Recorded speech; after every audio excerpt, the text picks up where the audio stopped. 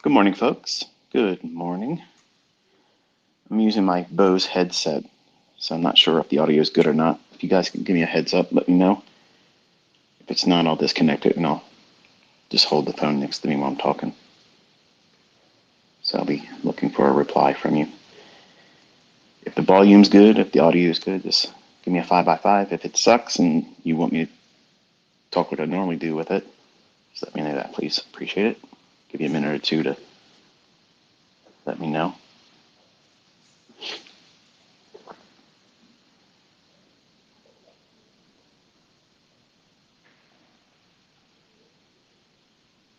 Awesome. Thank you very much for that. All right, so we're talking today on Saturday morning, typical ICT Shotgun Saturday. I'm not in a vehicle today. I'm sitting here in my trading office staring at my monitors that are off, reflecting on the fact that I chose to sleep in and not be a part of the morning session yesterday. And my ambitious young one took it upon himself to try to do things that he wasn't prepared to do and drive it until the brakes fall off. Wanted to impress Dad yesterday, and the other side of the coin showed itself and couldn't fix himself. So I spent a little bit of time in the afternoon coaching him, and I spent some time with my older students in the PM session, and kind of like wanted to show what was difficult about yesterday. And obviously waking up later in the morning, I didn't see too much of high probability of anything. In the morning session, it was more or less seek and destroy. Higher highs, lower lows, higher highs, lower lows, back and forth. And then finally, during the lunch hour, kept pressing higher, going into that new week opening gap. Then finally closing on the high at that gap. So I want to kind of talk a little bit about what it was like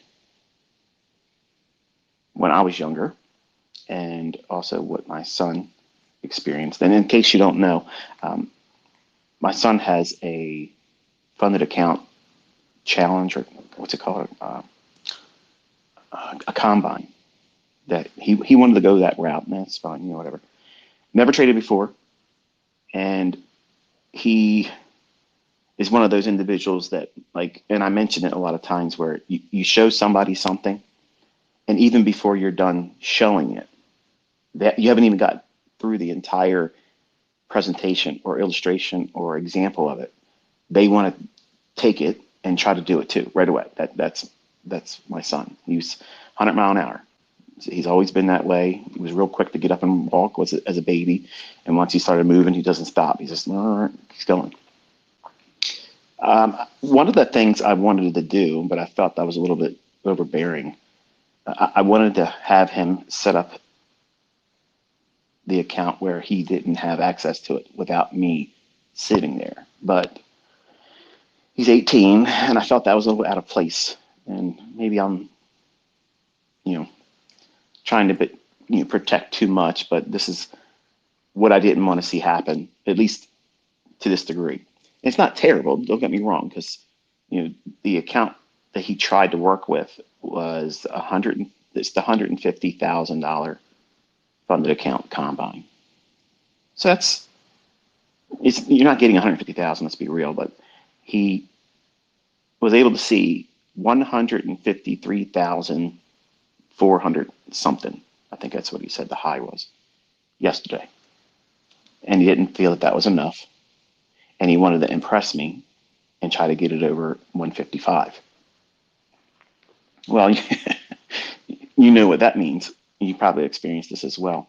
And when I was younger, whenever I was doing incrementally good, not that I was trading great because I was new, but the times that I would get in, be profitable, and then not hold the trade because I was either nervous or I second guessed myself, I would close the trade early. And then it would run in my favor. And if I just would have held on to it, it would have hit my target, and that would have been much more satisfying. But because it didn't happen that way, And it's just a typical thing for someone that's new. So if you experience this, or even someone that's never been consistently profitable, whenever you get a win, whether it be small or sizable, you don't really feel good about it because what's happening is new to you. You don't know where it's going. So you feel like you got to close the trade prematurely because you're afraid it's going to become a losing trade. And you really don't know where it's going to go, which is the reason why I teach all of you to learn to draw on liquidity. Where is it likely to go?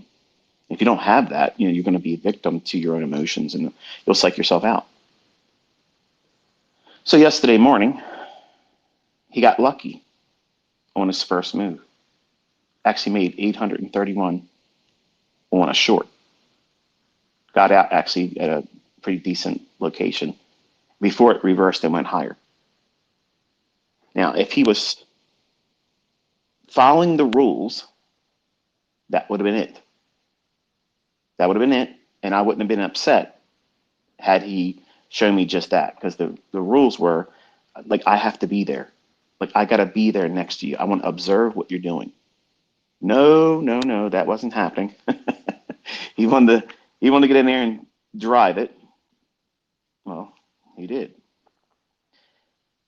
Went from 153.4, which was $3,400, towards the $9,000 you have to get to before you get funded. I guess that's what they call it. You pass the first phase combine. You drop down to 149,000 and some change.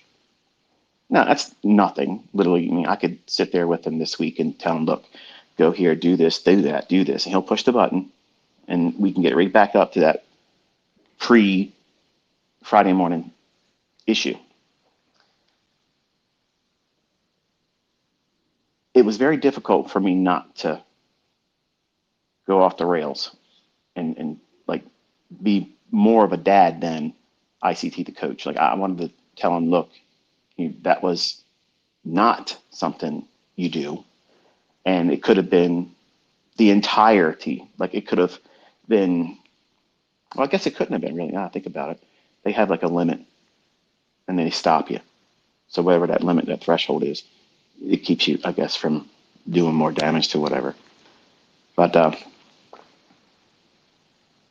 he didn't want to say anything to me. And that was the first tip off.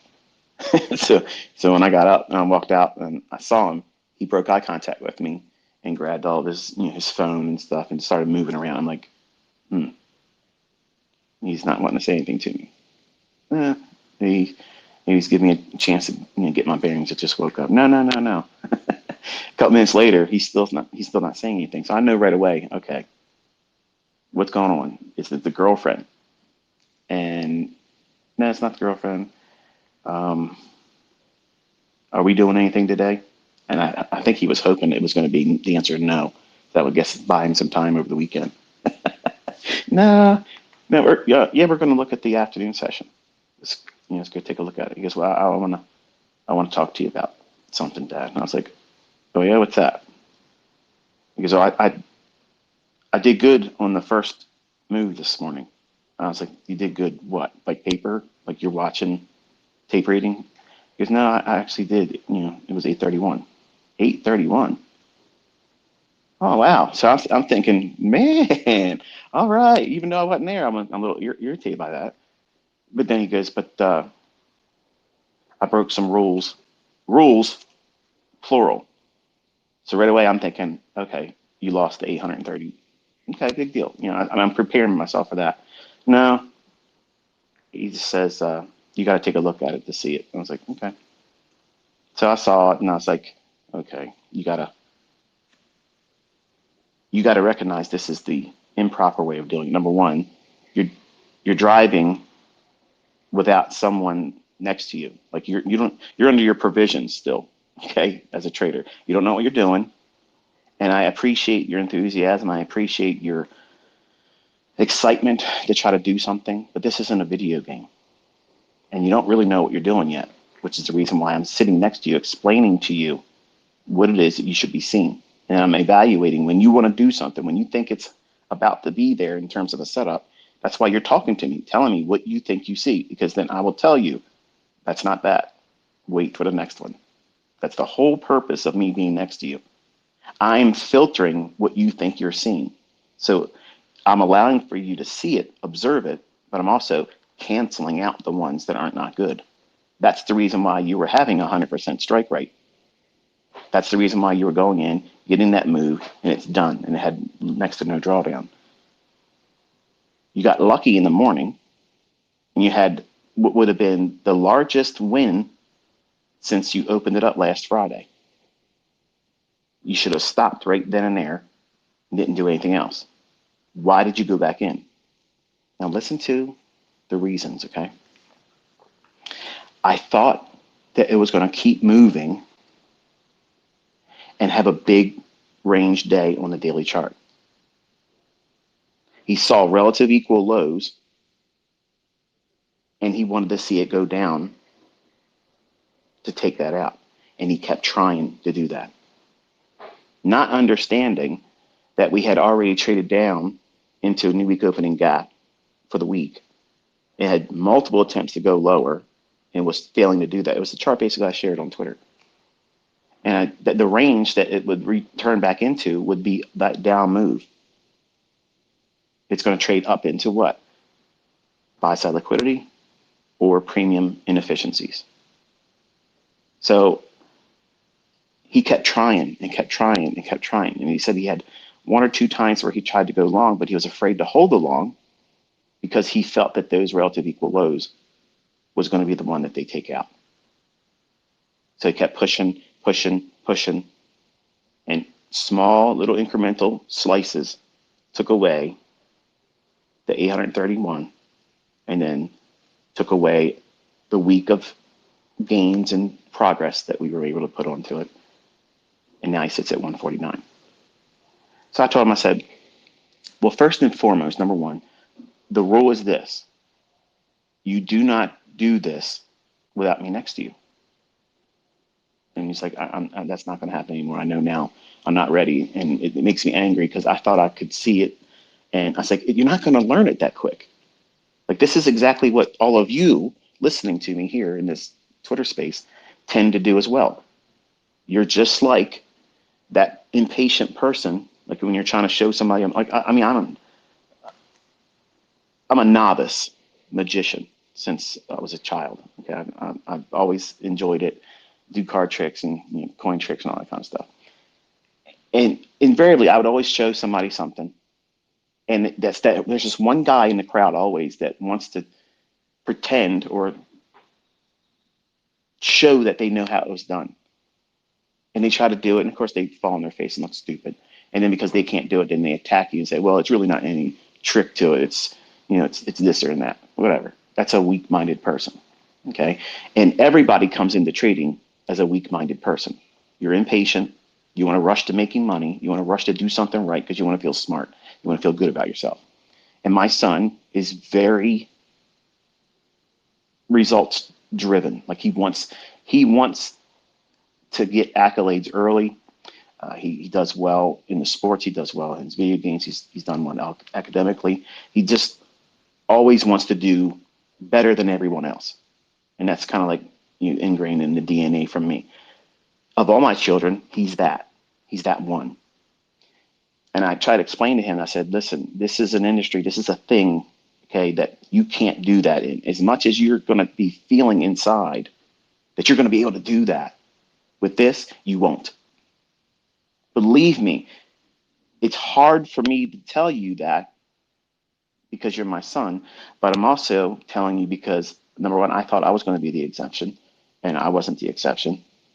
And it's very difficult to accept that when it first happens, and you just had it slammed upside your forehead. Right now, you are at that point where most traders that are coming up either go completely into tilt, where they just turn into a gambler, and they don't look at this as they did it, they undid themselves. It isn't a system failure. It means that that was recklessness. And you need to understand that that was recklessness. You can't do these things and expect it to come out with good outcomes. So, to be honest with you, I don't even know how to pull up, the trades. And so if you guys are aware of how to do that, like I don't know how to go back and look at, like, if we do a trade in paper trading on TradingView or your live trades, you can see the little executions and it tells you where. I don't know how to do that with the funded accounts. So if you can help me with that, I would love to be able to go back and see what he did. But I don't have that in front of me. I just know that this is the aftermath and this is what he's done. So I got to obviously help him next week to recoup that. But the mental aspects of having done so, he's feeling that. A little bit of embarrassment, a little bit of, his pride being bruised. And as much as it is not fun to see him go through it, when I see some of you come out and say, I did this to myself and I knew what I was doing was wrong, but I still did it and I feel like crap. And I always try to tell you, look, chin up. You just, this is normal. Everybody goes through it. It's true still with my son, but it's different because it's my son. So it's a little weird. I kind of anticipated this coming because I'm pushing him into settings where that's going to happen. But I was hoping it would happen right where I was sitting next to him, and his overzealous nature, he just did it and I wasn't there. So, which is fine. I mean, he's 18. It's his prerogative. He can do that. But I told him, I said, listen, if you want to learn how to do this, you have to submit to this process that this is the way I'm going to do it with you. Otherwise, I'm going to leave you to learning it from the videos alone. Now, I'm not really wanting you to go through it that way. It's not going to be the same as if me sitting next to you and I'm going to filter it and explain it to you. You'll be able to have that advantage that I'm not making available to everybody else because I'm not obligated to all of you. But I feel obligated to him because he's my son, he's my offspring.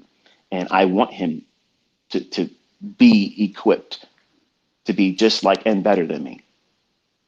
So he's had that first experience of undoing himself. He feels the shame, he feels the remorse, the regrets. And I want him to understand that that's normal. So you're going to have times when you're just going to do it. You're going to do that. You're going to feel confident about yourself. You're going to be overconfident. You're going to have a losing trade. Or you'll have that experience where you made money. It felt great. You want to do it again because you feel like it's going to move even more. And then you try to go back in again and it's not doing what you want it to do. And then now you got to go into fixing. You're starting to put fires out that you started yourself. But you don't realize it's not water that you're pouring on the fire. You're pouring gasoline on it. And it accelerates. And that wildfire spreads and it eats into not only the gain that you were unsatisfied with, but now it starts eating into equity that you worked hard for to build up. And then enter into drawdown. And that threshold, it's okay to lose what you made on a trading day. It's easy to tolerate that. It's just frustration. Yeah, it sucks a little bit. But then when you eat up what you worked for a week or a month or so, that really hurts. That's like a kick in the joint. You don't really like that. It sucks. And especially if you go into a weekend as a trader, that really, really stings. And it takes the pleasure out of everything. Food don't taste as well. Friends, company, that irritates the shit out of you. Everything is heightened. And it feels like thorns. No comfort, no rest. And you punish yourself. He's feeling that.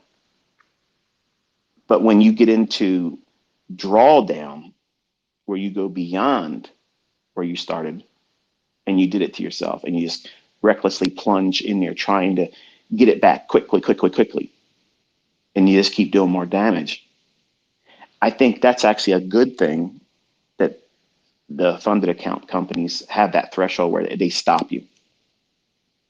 It's like you can't do anymore. That's it. You've done enough. And it makes you have to take a step back and reevaluate what you're doing. Now, he doesn't know why it didn't work. He just thought he saw the things that he's supposed to be looking for. What did he have wrong? Apart from going back in when he had a really respectful return, $831. That's a nice little return. That's actually above the range of target that I had set forth for him, saying, look, this is all you're trying to do. You're trying to do this, nothing else. You're not trying to get rich. You're not trying to blow it up. You're not trying to pass the combine in a week. You're not trying to pass it in 5 days. Okay. We set the pace for 2 weeks. 2 weeks. That means next Friday, his target should have been reaching I guess it would be part 2 or phase 2 of it. And he was well on track with that. Now I got to go in and help him get back to that square one. And you might think, oh, well, you shouldn't do that. Well, it's my son. Don't tell me what the fuck to do. Okay. But I'm sharing something with you that I'm not obligated to share. But I want you to understand, just because he's my son, there isn't some kind of carryover because he has my DNA in him.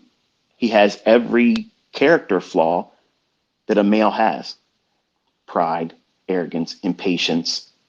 He wants to flex. That's in him. He's rushing to be able to flex. And now he's wrestling with that now. He's like, I blew it. And now I feel bad because we worked several days, and then now I got to go back and do that all over again. More specifically, I got to hear you tell me that it was my fault when I already keep telling myself inside my head it's my fault. Well, that's all part of it. You have to feel that pain. It has to be a consequence, formidable consequence, something that is, it's going to shake you up and make you feel like you don't ever want to risk doing that again, because this is what you feel. This is what it's like. And all that work that you went through the first time, where it felt effortless, it felt fun, it was an experience that was enjoyable. Now you're in under where they start you at, because they gave you at 150. Now you're at 149, a little bit over 149. So now you have to get back to that starting point. And everything you do now, every trade, you're going to be concerned much more so about the outcome because you're in drawdown. And that creates toxic thinking. And you tend to do what? You tend to avoid following the rules. You basically abandon everything that you're supposed to be doing, which is the reason why people fail themselves and they blow their account. Because now you've increased the sensitivity to every transaction you make until you get back to your equity high. Like, that's the magic thing. Like, that's the magic number. You have to have that money back in your account, or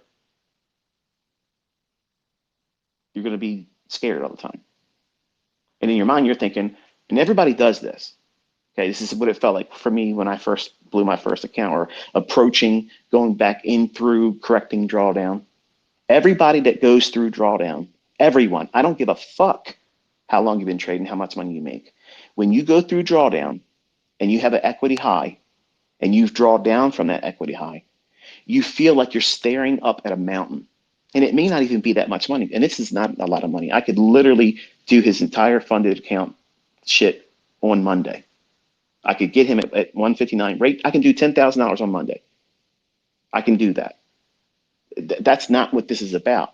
I'm teaching him, but now this lesson came a whole lot sooner and not in the way I wanted it to happen. I wanted him to do those things in front of me where I can control how much the drawdown was, and then teach him right then and there. Okay, now this is what you're going to do to mitigate it. You're going to stop right here today. Leave it alone. Go home with the loss. And then we'll come back tomorrow, trade with half the size, and then build it back up. And then you'll be fine. You won't be afraid of it. So now he has that toxic feeling of impatience. I got to get it back. And I'm sure he feels it even worse than you would because ICT's his dad. He knows I'm going to be in his ass about it. Not yet, because I don't want to add to what he's already feeling. But once we get it back up, I'm going to get into his ass. Okay. But he needs to be on good footing before I do that because I don't want to crush his spirit. Once he has the account back up, then I can chew into his ass and tell him, look, this is what you did wrong. This is how you've now impacted your perspective on price. You don't realize it yet, but you're going to remember this every single time you get into a trade and it starts drawing against you, even a little bit. It's just the beginning of that same thing I just did to myself in the beginning. 3 years from now, you're going to think that same thing. And there's two perspectives to have in mind. You can look at that and then cause it and allow it to cause paralysis and second guess yourself. Or you can say, yep, that's the reason why I'm using a stop loss. Yep, that's the reason why I'm not over leveraging. Yep, that's the reason why I'm going to take a loss in the session and stop and come back the next session. If I'm all going to trade anymore today, I have to wait and come back in the next session. You place time between your transactions. Because if you're trading when you take a loss and you go right back in, unless you have a lot of experience, it's better for you to take a step away, put time between that, because you have chemicals coursing through your bloodstream that are really having an impact on how you see things. See, in your mind, you see that loss or that drawdown as an emergency, just like he felt on Friday morning. He felt that that was an emergency. He could lose that entire thing and have to reset it. I would not be ashamed of that because that's normal. He doesn't know what he's doing. Left to his own devices and his own intellect, he would absolutely 100%, 1,000% likelihood he's going to fail that if I'm not next to him. And that was the reason why I told him, I said, make these decisions when I'm next to you and let me filter them for you. Okay. You'll learn still by doing it, but let me at least be there to filter it. And Friday morning, he wanted to be, 18 and life to go mentality. He's going to go out there and be a murderer and kill it. And bottom line is, he wasn't ready. And he found out by shock and awe that he was absolutely not ready. And if they didn't have that threshold of stopping him, he probably would have done more damage.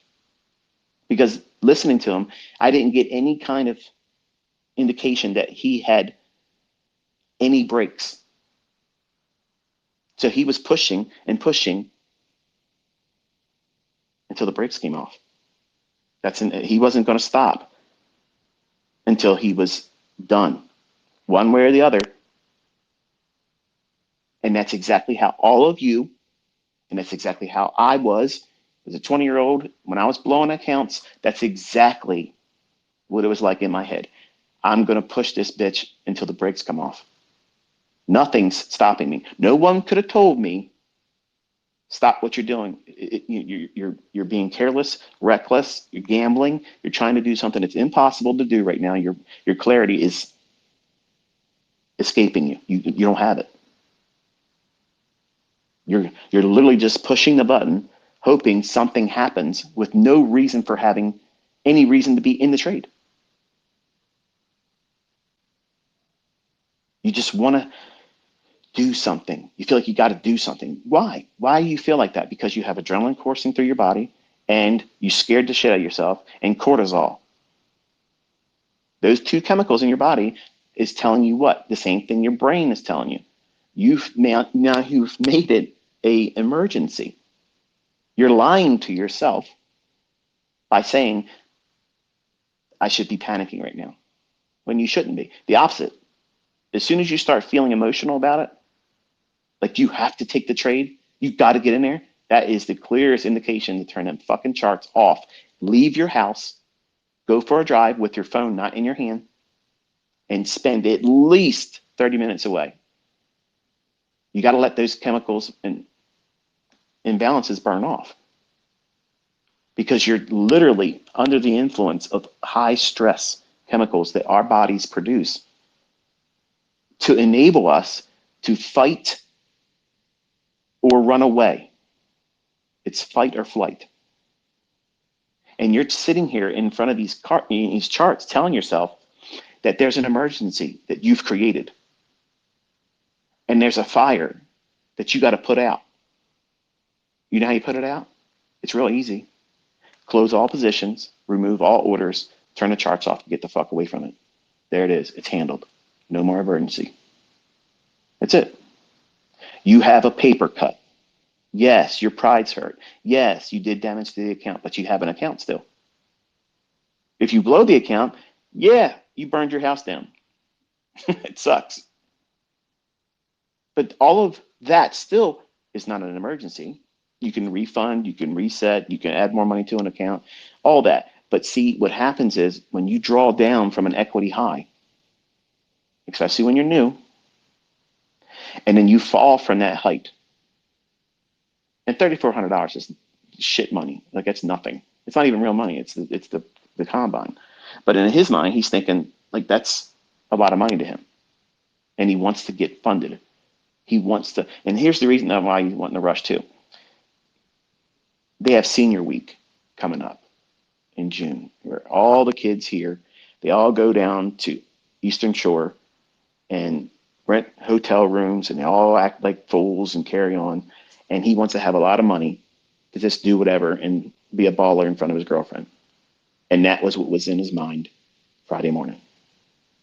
He wanted to be out there, throwing dollar bills around, like a madman, and looking, padded out. Because he knows I'm not going to throw money in like that because I know he's going down there to be foolish. So I tell him save all his money that he's earning at his coffee shop job, and then he spends that. So of course, being a young man, he wants to have more than that. So when you have these equity highs that you slip away from and you have drawdown, it literally feels like you're walking up to a mountain and you're looking up, getting a kink in your neck as you look up at the height, and you tell yourself, I gotta get all the way back up there. When before, when you were building it up, you didn't look at that like that. You were just trying to take one trade at a time. It was just one step at a time, like a rock climber. Where's my next foothold? Where's my next gripping point? That's all you cared about. You're doing the right thing. That's following the model.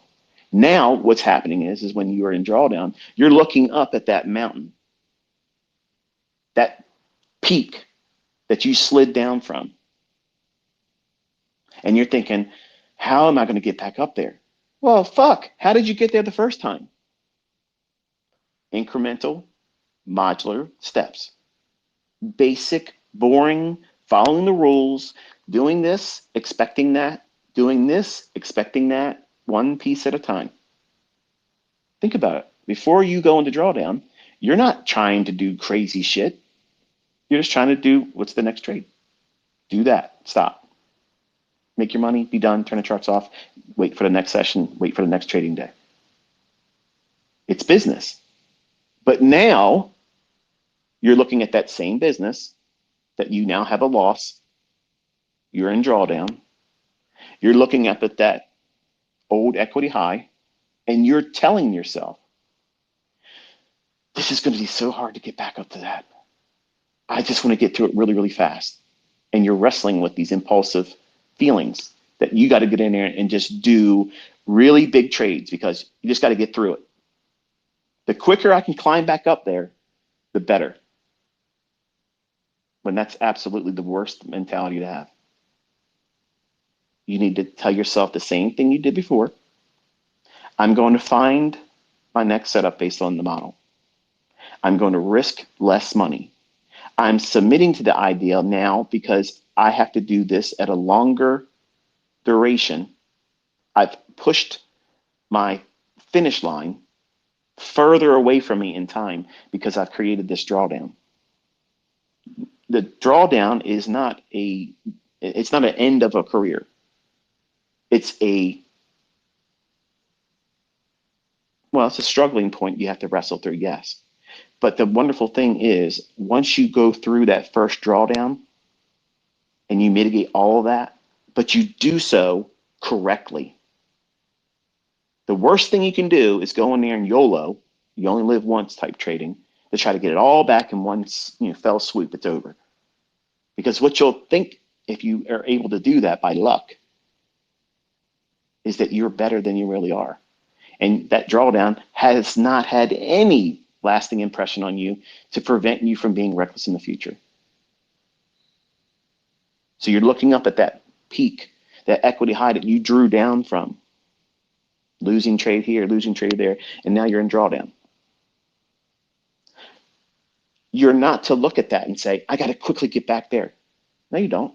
Because when you were taking your trades that got you there, you didn't say, I have to be there by this day.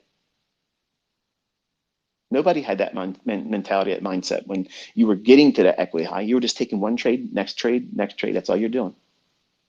But now, because you're in drawdown, your whole entire perspective about yourself, your abilities, and how it is that you're going to get back up there is completely distorted. That's what makes drawdown become a blown account. Not understanding that mentality that you're now holding is extremely fragile. It's so brittle that the next trade you put on, you're going to be so hypersensitive to every little fluctuation that it's going to make you scared. You're going to be impatient about it. You will not be willing to sit through the stop being hit again. You're going to be more likely to not want to use a stop loss like he did on Friday morning. And then when you don't have a stop and it goes past what your stop would have been, you'll be wrestling with, well, if I get out, it might be just going just past where my stop would have been, and then it reverses, and you start telling yourself that bullshit. You start giving yourself pillow talk on a one-night stand. Oh, honey, I really enjoyed the time with you. Let me just stay a little bit longer with you.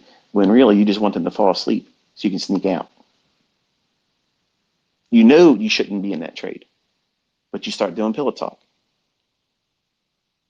Yeah, I'll be all right. It's probably going to turn around, and the whole time it's just going deeper into you, running that sword deeper into you, and more damage is being done. And then finally you can't handle it and you get out. And then it moves in your favor. Not because your trade would have panned out, but because it's simply just doing something else. But your mind's going to see, oh, see, I did it wrong. And now you're going to go in there and chase it again. That's exactly what goes on in every trader's mind. When they're in drawdown, that's exactly what it is. So the only thing that is actually good about this is it happened on a Friday. So it forces 48 hours of decompression. You have to take time. You have to reset yourself. You got to remind yourself with positive self-talk that nothing has changed. These markets are still going to book the same way they book all the time. They're going to run for liquidity. They're going to go from premium to discount, discount to premium. They're going to run to inefficiencies. Everything's going to operate on time. You just did something incorrect. In this moment, because he's new, he doesn't have but just a couple of days of journals to look at. So he doesn't really have a plethora of experience of leaning back on when it was good. This is why it's essential for you to be demoing, well, not demoing, to be journaling. That way, when you start practicing with forward testing and you feel like you have encountered a period where maybe they changed the algorithm, they're not changing shit, but you'll feel like everything's broke because you're just doing it wrong. And you'll feel depressed. You'll feel like you're not getting it. You go back to your journal and you read those entries where you saw this coming. The chart looks like this, and you feel better about it. And it gives you the motivation. It cheerleads you through it. He doesn't have that. So it's a lot harder for him right now because he's shamed, wanted to impress dad, wanted to do well, wanted to do something independent, all of himself. And then he did that. So $4,000 of what would be considered, drawdown is nothing. That's a morning session on a couple contracts for me. And I spent the afternoon on Friday basically explaining to him that, listen, like, even though Friday was a bit of a crummy day technically, like it was a lot of give and take, a lot of give and take, spotty price action. It looked like I was watching the Dow futures when I was looking at ES. And when I was working with my older students, we were watching some of the price action. It was just really weird. And I called out and marked out, with them and my son, several five-handle runs here and there, back and forth.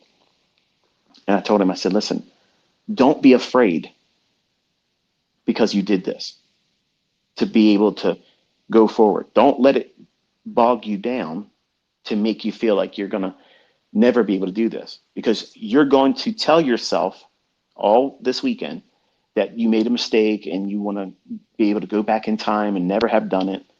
It's every trader's regret. When they lose money.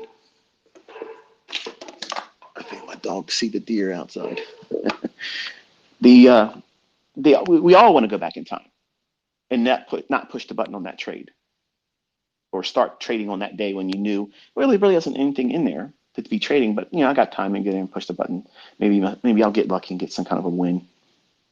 All those things we know after the fact, where hindsight's perfectly 2020, and you can go back and pinpoint what it is that you did wrong.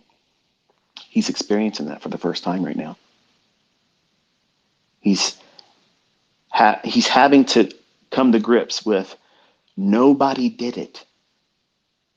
Nobody did it to him. And he's looking for some way internally how he can take the responsibility and place it on something outside of himself. Just like I did when I was 20, and just like you listening to me. Even the people that say I'm a fraud and my stuff doesn't work, that shit's the truth about you too. You want to find some kind of external reason why you fucked up because it's uncomfortable. And that's what this industry does. It's a perfect mirror. It's better than the mirror when you go to your restroom and you look at yourself in the morning, brushing your teeth, getting yourself ready. That mirror just shows you a reflection of you. This industry shows you who you really are, because you can lie in that mirror. You can comb your hair and put makeup on and shave your face and put contact lenses on that are a different color. You do all kinds of shit to change that. You can't wear a mask in this industry. All the masks fall off. As soon as you push that button, the real you is exposed. The real person inside of you, the person making the decisions, the one that's driving drunk behind the buys and the sells. That's it. That's the person that's responsible. And that sometimes is extremely difficult for an individual to take. It's extremely stressful. It's alarming sometimes when you discover, wow, I don't really have it all together. I thought I had it figured out. I had all these things, planned with all this success. And then when you put that trade on and you wrecked yourself, and then you tried to fix it, not knowing what it is you're doing, and then becoming impulsive, instead of realizing that, okay, I caused this situation, let me take a step back and slow down. That doesn't happen. It's speed up, do more of the same stupid stuff, and get worse. Why do you do that? Cortisol, adrenaline,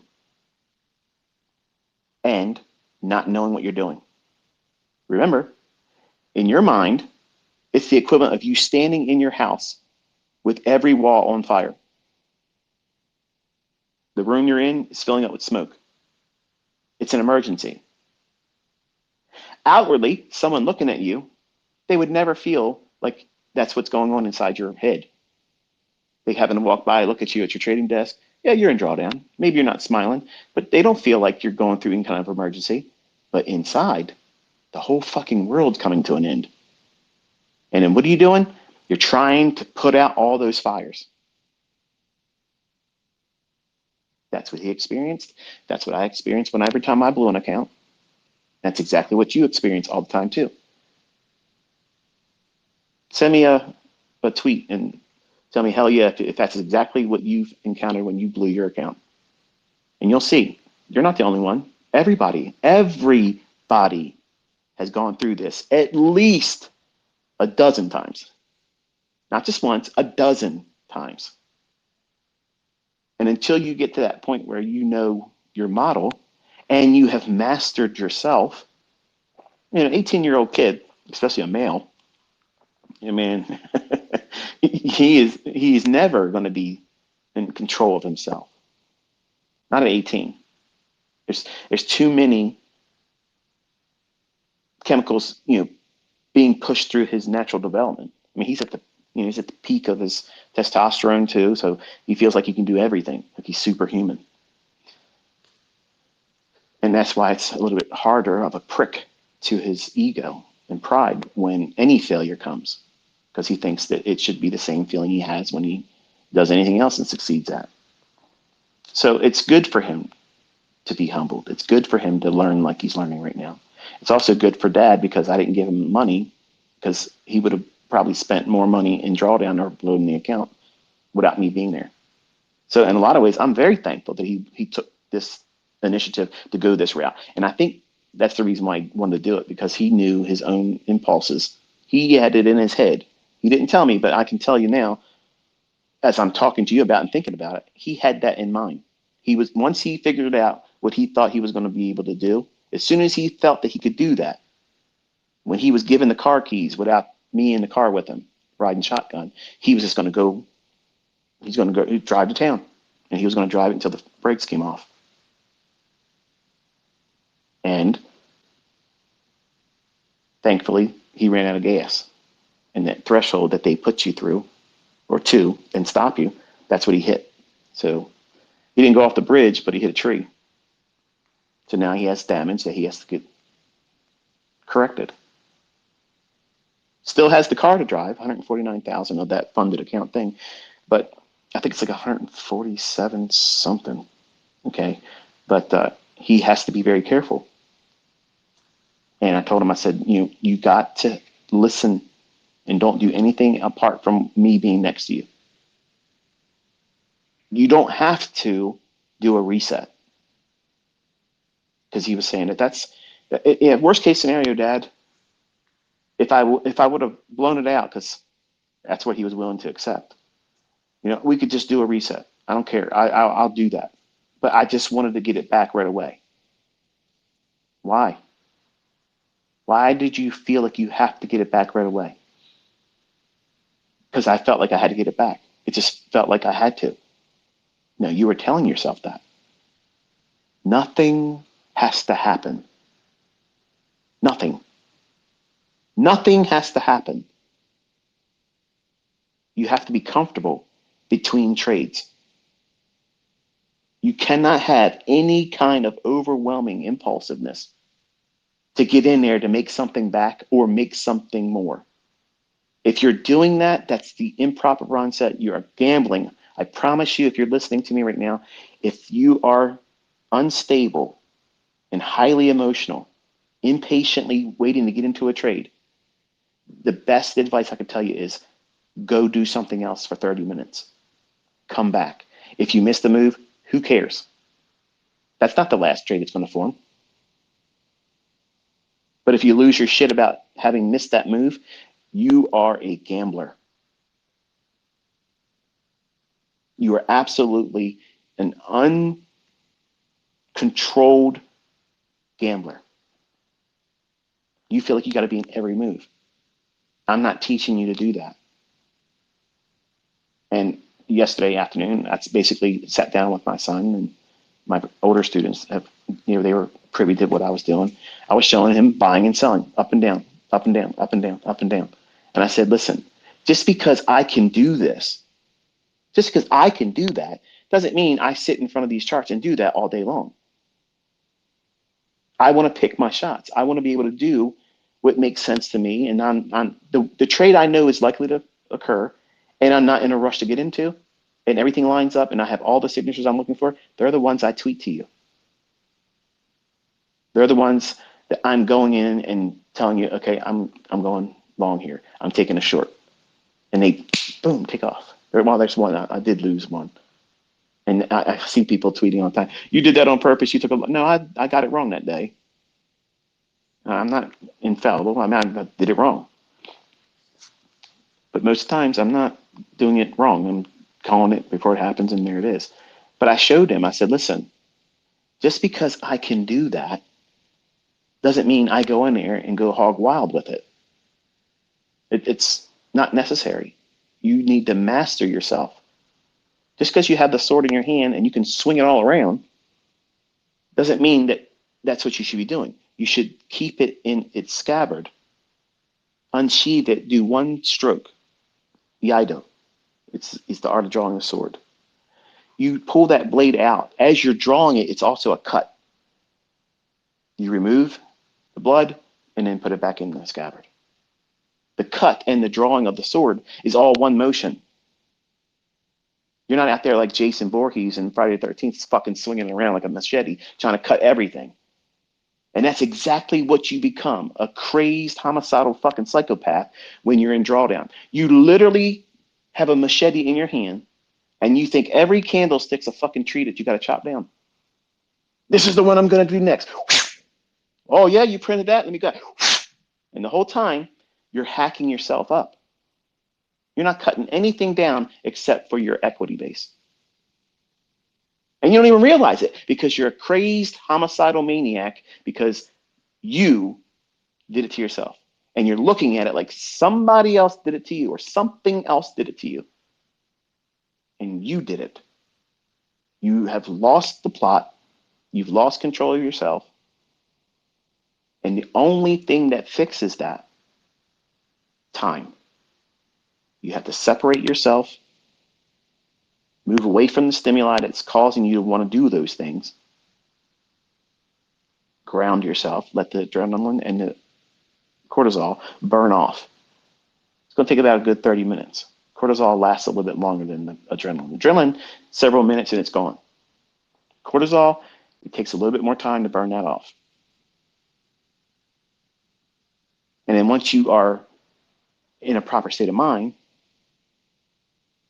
then you can deal with other things in your personal life and not be so snappy and punchy, ready to fight and have an argument. You won't feel like every little word that's being spoken to you has needles on it, pricking you. You won't argue with your spouse. You won't yell at your kids. You won't kick the dog. You won't get fired at your job. But when you're looking at that drawdown and you're staring up at it like it's a mountain that you're never going to be able to climb back up, and you have to hurry up and get back up there, like that's the thing that has to happen. Stop and listen to me for a second, okay? Nothing has changed. Everything is exactly the way it is right now and how it was exactly the same way when you were at the equity high. The system, the concepts, the methodology, and the way these markets book have not changed. The only thing that has changed is your perception about yourself, your own ability, and what you're going to do next.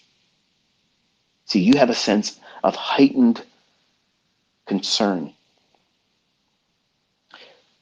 You had a house fire. You want to hurry up and get your house restored. Does it happen like that in real life? No. You lose some things that you can't get back.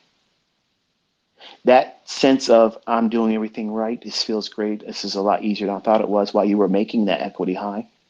Now you have loss. You didn't need to second guess yourself in the beginning, but now you have to second guess yourself. Am I going to do that to myself again? What am I going to do? If this trade turns against me, how am I going to feel? See, now you have that in your mind now. And you're feeling it when you don't know how to trade, which causes a great deal of anxiety, performance anxiety. And it's easy to talk yourself out of ever staying with this when that happens. And a lot of people quit. A lot of people quit, but still push the button because they can't take themselves away from it because they're in a state of mind. They're impulsive, they're reckless, and they just aren't willing to wrestle themselves into discipline. They've already quit subconsciously. They know they're never going to be able to do it, but they just want to push the button. Much like I mentioned before in a Twitter space, and I think I talked about it one time on a YouTube video lecture somewhere. On my first year honeymoon, I told you I took $100. That's all I had to take input into a, what do you call them? The slot machines. I could have brought more, but all I wanted to bring was $100 because I knew the chance of me making any money off of that is next to none. So I limited myself to $100. And I tried eventually, after being there for hours, trying to lose the $100. Like I was down, just wanted to be done with it, but I didn't want to walk away because I was like, this is stupid. Like I just want to lose it and be done. That's exactly what happens when you trade with the state of mind that my son has right now. You want to be able to say that you got pushed out of it by some external force. Yeah, stupid brokers. Yeah, the stupid market makers. They did it to me again. They got my stop. Oh, because then it makes it a lot easier to deal with.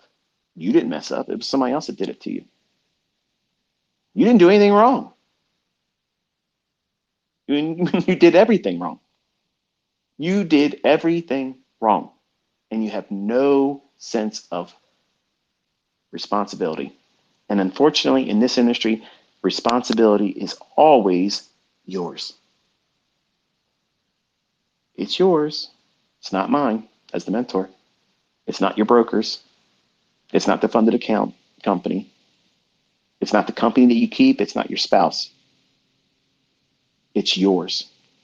And some people that come into my fold or in this industry don't ever have the responsibility that's required to be a trader. And when they're first introduced to that necessity of having responsibility by having losing trades, when they did it to themselves, oh, this stuff doesn't work. It's a fraud. It's a scam. Despite how many times have I shown you beforehand what's going to happen. You've seen me executing trades. You have seen me use a live account. It's on my YouTube channel. I showed you every day logging into it. I showed you losing trades. I showed you drawdown, correcting the drawdown, doubling the account in 5 weeks with one contract. But you didn't show 30 years of that. Get the fuck out of here. I don't need to. I'm showing you every day what it's going to do. Everybody that has a weak mind, they're going to manifest that outwardly in this industry when they suck ass. You can see who the weak people are, the people that chat too much. These things don't work. These things aren't profitable. These people are broke. They're in that state of mind that my son's feeling right now, and they never got out of it. They never got out of it.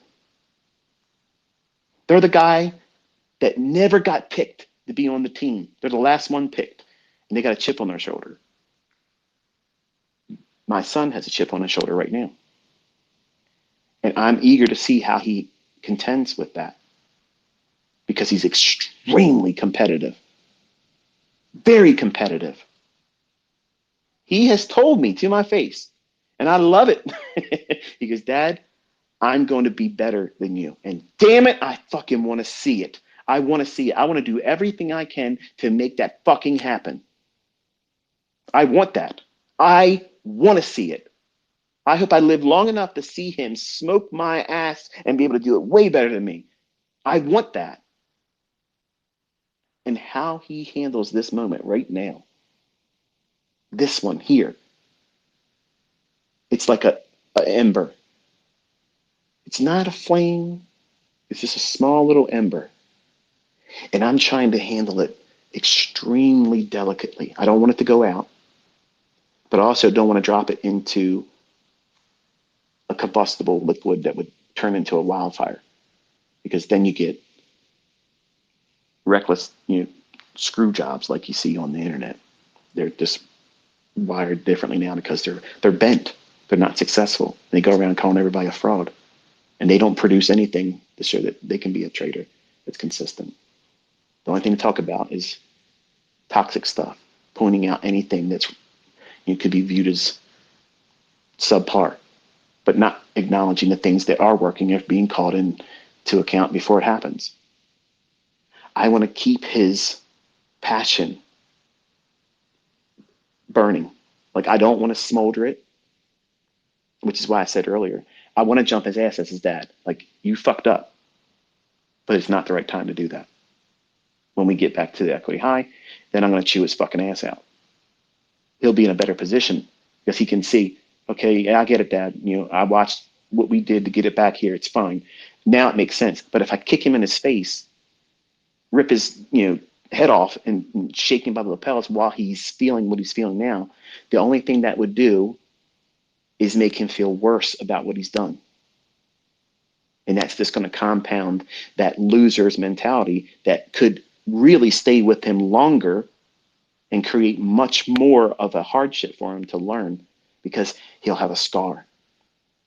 See, he's not looking at me as the reason that I didn't inflict the scar that he's going to have. I didn't create that for him. He's going to walk through his career now knowing that he himself did that. So I'm allowing this condition to do what it does in everybody, but also I'm going to coach him, encouraging him along as his dad and also as an inner circle trader. Yes, it sucks, but you got to fucking suck it up, Buttercup. Because this is exactly what it's like the rest of your fucking career. When you go into drawdown, it is never fun. It's not fun. But I'm not, oh, I'm going to lose my mind. I'm losing money. I have a losing trade. Oh, this sucks. Fuck that. Okay, I got that one wrong. What am I going to do next? Done. Handled. I have a process. He doesn't have a process. You didn't have a process when you went into drawdown, and then when you eventually blew your account, you had no process. You were in that burning house, and you were trying to put out the house fire because you didn't want all of your loved ones' things and your things, the things that you treasure in your life. You didn't want to see them all go up in smoke because you can't replace them. That's exactly what you're thinking about with that equity high. You think that's a family heirloom that you can't replace. The fuck out of here.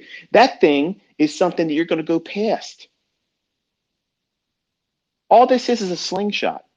Drawdowns are a slingshot. You go up to an equity high, you draw back to get more energy, and then let it go. Boom! New equity high. Eventually, you draw down again. Okay, that's no problem. I'm drawing down like a slingshot. And then, boom! New equity high. That's how this shit works. But when you first encounter it, you've been driving, you're doing everything correctly, and then all of a sudden you did something silly, you did something stupid, you pushed it a little bit too much, and you have a losing trade. Okay, stop. Don't go back in. Wait till the next trading day. Give yourself some time.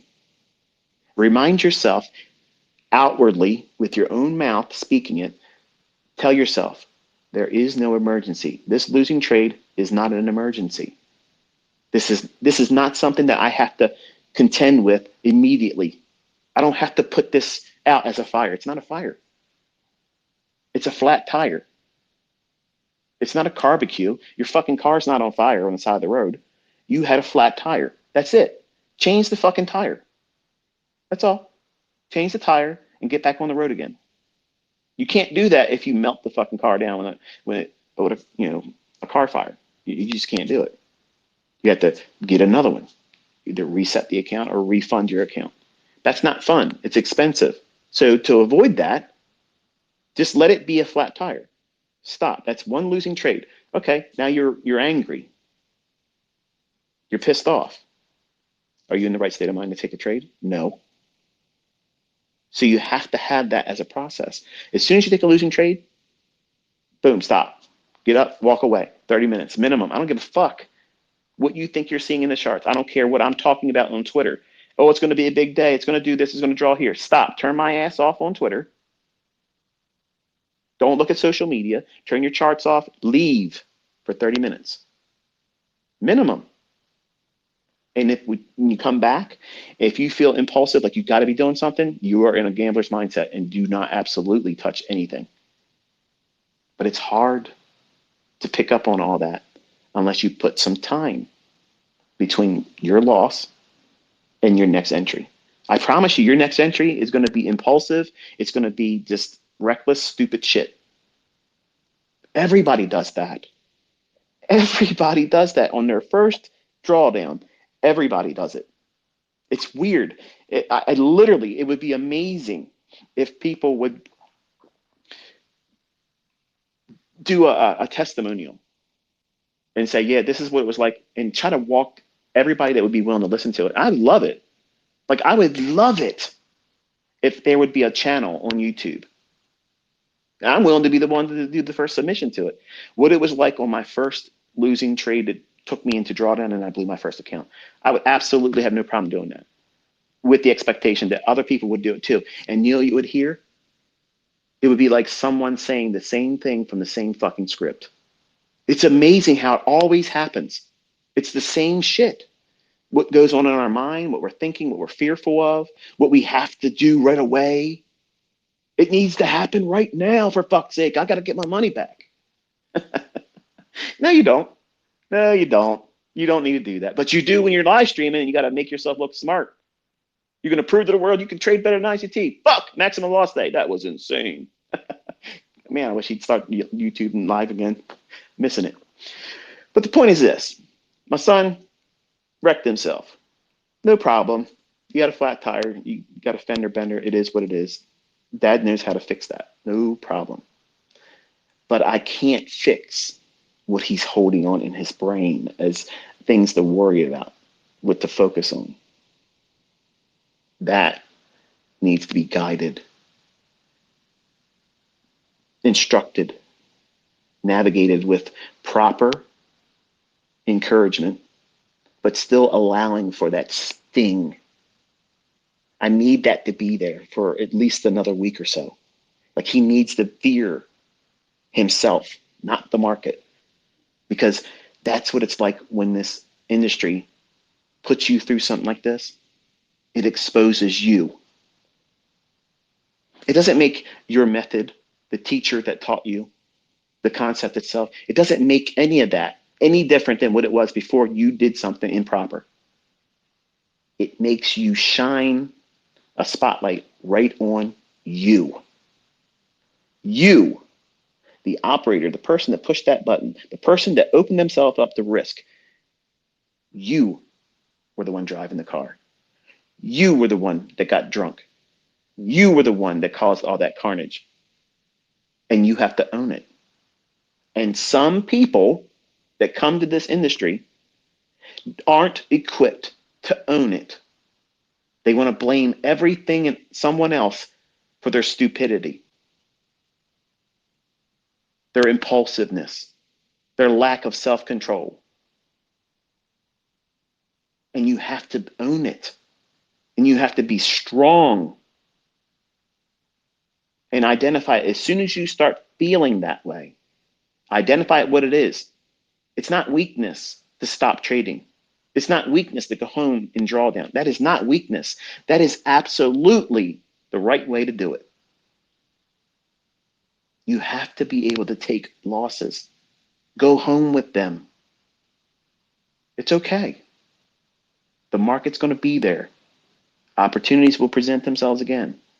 And that equity high is not a family heirloom that you've lost in a fire. It's not an insurmountable peak on a mountain that you're never going to be able to get back to. It's not Mount Everest. I don't know if you ever noticed or did. There's a lot of documentaries about Mount Everest rather. And I would never climb that place. I would never do that. I'm afraid of heights. I ain't going to be afraid to say it. I have vertigo. And if I watch a video on YouTube where people are really high up, I literally feel like I'm falling off the couch. And I'm in my home. But I literally feel like I'm going to fall looking like that. I don't have the ability to handle that. But you're not looking at that equity high that you slip down and draw down from and viewing that as Mount Everest. And listening to the documentaries about Mount Everest, there's a lot of people that climb up there and die up there. And they can't go up there and get them. That's where they drop. That's where they lay. and the cold temperature just keeps them, how they were when they dropped. Just because you want to climb back up there again, you don't want to die on the ascent, much like a lot of people do trying to climb Mount Everest. Healthy, fit people have died climbing up there. They went too fast. You have to go up a little while, rest, let yourself get accustomed to that height. Same way when you're coming down, much like a scuba diver. You go down, you have to go down at a controlled pace. And you got to come up a controlled pace to allow the blood to regulate. Otherwise, you'll get the bends. And that's not fun. But that equity high that you fell from, you're going to go there again, but you don't have to go there right away. It's just like when you went to your favorite vacation destination. You went there, the drive was great. You couldn't wait to see the new equity high in your new trades. Okay, great. You get a new equity high. Wonderful. You show your wife, okay, big deal. It's a new high score. And then you want to impress her. What do? Take the next trade because you feel like you're right there. It's almost at that target I'm looking for.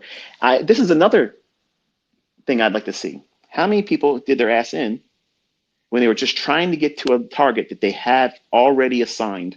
Like, I have to get to this level. This is my target. And they may have got out of a trade that just fell short. Like I'm talking like 20 fucking bucks. Something so simple like that. I just missed my target. As a 20-year-old, I did stupid shit like that. I was trading copper one time.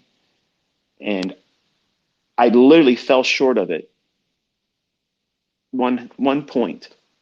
And that would have been the number that I was aiming for. And there was time still left in the day. I said, all right, let me just go in here real quick and do one more. In that one single contract, trying to get to that level, it was a losing trade. So what happened? The same thing happened with my son on Friday morning. Fuck. Well, I got to get that back now. I don't care if I get my target today. I got to get that back because that's just not going to be acceptable. So I did another trade, and it was another losing trade. So now I'm in the wrong state of mind, but I don't know this. I don't know enough about myself. I don't know that this is what goes on in the minds of traders that are now hopped up on risk and gambling. I'm not looking at if I get it wrong. I'm only looking at I'm going to get it right if I just keep doing it long enough. I'll get it back. And that's the wrong mentality. Because when you're distorted and you're all bent up and trying to pursue something that is it's not a viable trade. You're trying to impose your will. You want what you want. And what have you done? You grabbed your club as a caveman, walked out your cave, and you're looking for something to bonk over its head and drag it back to your cave and say it's mine. And that's what I did. And then ended up not making 3 profitable trades to get back the losses. Then I switched and I traded cotton and then blew the account that day. All because I had a target that I was just 1 point away from. And I felt so certain that it was going to trade to that level and allow me to get to it. It was a pursuit to have my will, come to fruition. Not, is there really a trade here? is there really a trade here that makes sense? No, absolutely not. But I would love to hear stories like that from other traders where they just fell short of a target that they had to have. And they pushed the envelope. They pushed the trade. They pushed more trades because they had to get that number. They had to get that target. And they blew themselves. I know I'm not the only one that's ever had that experience. I know. There has to be more of you out there that's done that. If you have, you just say, hey, I did that dumb shit too. And look where you're at now, what you are learning. That wasn't the end of your career. That didn't do you in where you don't want to trade anymore. It's an unfortunate thing. It was a car accident that, you totaled that car. It sucks, I know. But it's not the end of it. You have to slow yourself down, apply the brakes, Put some time in between the last thing you just did to yourself that's caused pain, drawdown, an adverse result that you did not want to have, but now you're stuck with. So now how are you going to deal with it? Are you going to allow it? Is my son going to allow this to frame a toxic mindset going forward? Is he going to be fearful of things now? Is he going to be afraid to take trade entries now more so because remember, that's how he started. He's afraid. And what did he do? He listened to my lecturing saying, this is how you overcome it. This is how you don't fear it. So he just plunged trying to overcome fear. But he tried to do it with his funded account, not the demo. He did the classic, I want to get in there and start making money. I got to learn how to trade with real money. If you want to learn how to trade, you got to start with a real account because demos don't do it. That's bullshit. And here's my own flesh and blood proving it. You got to listen to me, folks. You have to listen to me. I've done this to myself dozens of times. If anybody knows how this is going to happen over and over again, I fucking know. I'm qualified to teach that. I absolutely am certain that there is nobody out there better equipped to be able to say, look, these are the characteristics that's going to result in you harming yourself. And if you do the opposite of these things and do the things I tell you to replace these toxic views, you're probably going to stand a better chance of not having done that again or ever in the future. And that's a pretty good target to reach for if you're a new trader. If you've never blown your account, it's not required for you to do that. Like that's not something that we're sitting around, and I always use this analogy a lot, but in Jaws, the first one, you know, they're sitting in the cabin part and they're all showing each other, the worst scars they got. They're always trying to one up the next guy. You know how it is. You got a friend or somebody at work, Carl. He's got something that's much more than what you went through. Something better or something he had to endure that was worse than that. That fucking kind of person gets on my nerves. Well, you don't need to do that with trading. You don't need to blow an account. Yeah, I blew an account too. ICT. Look at that. I got the war scar. Look at that. Fuck that. You don't need to do that.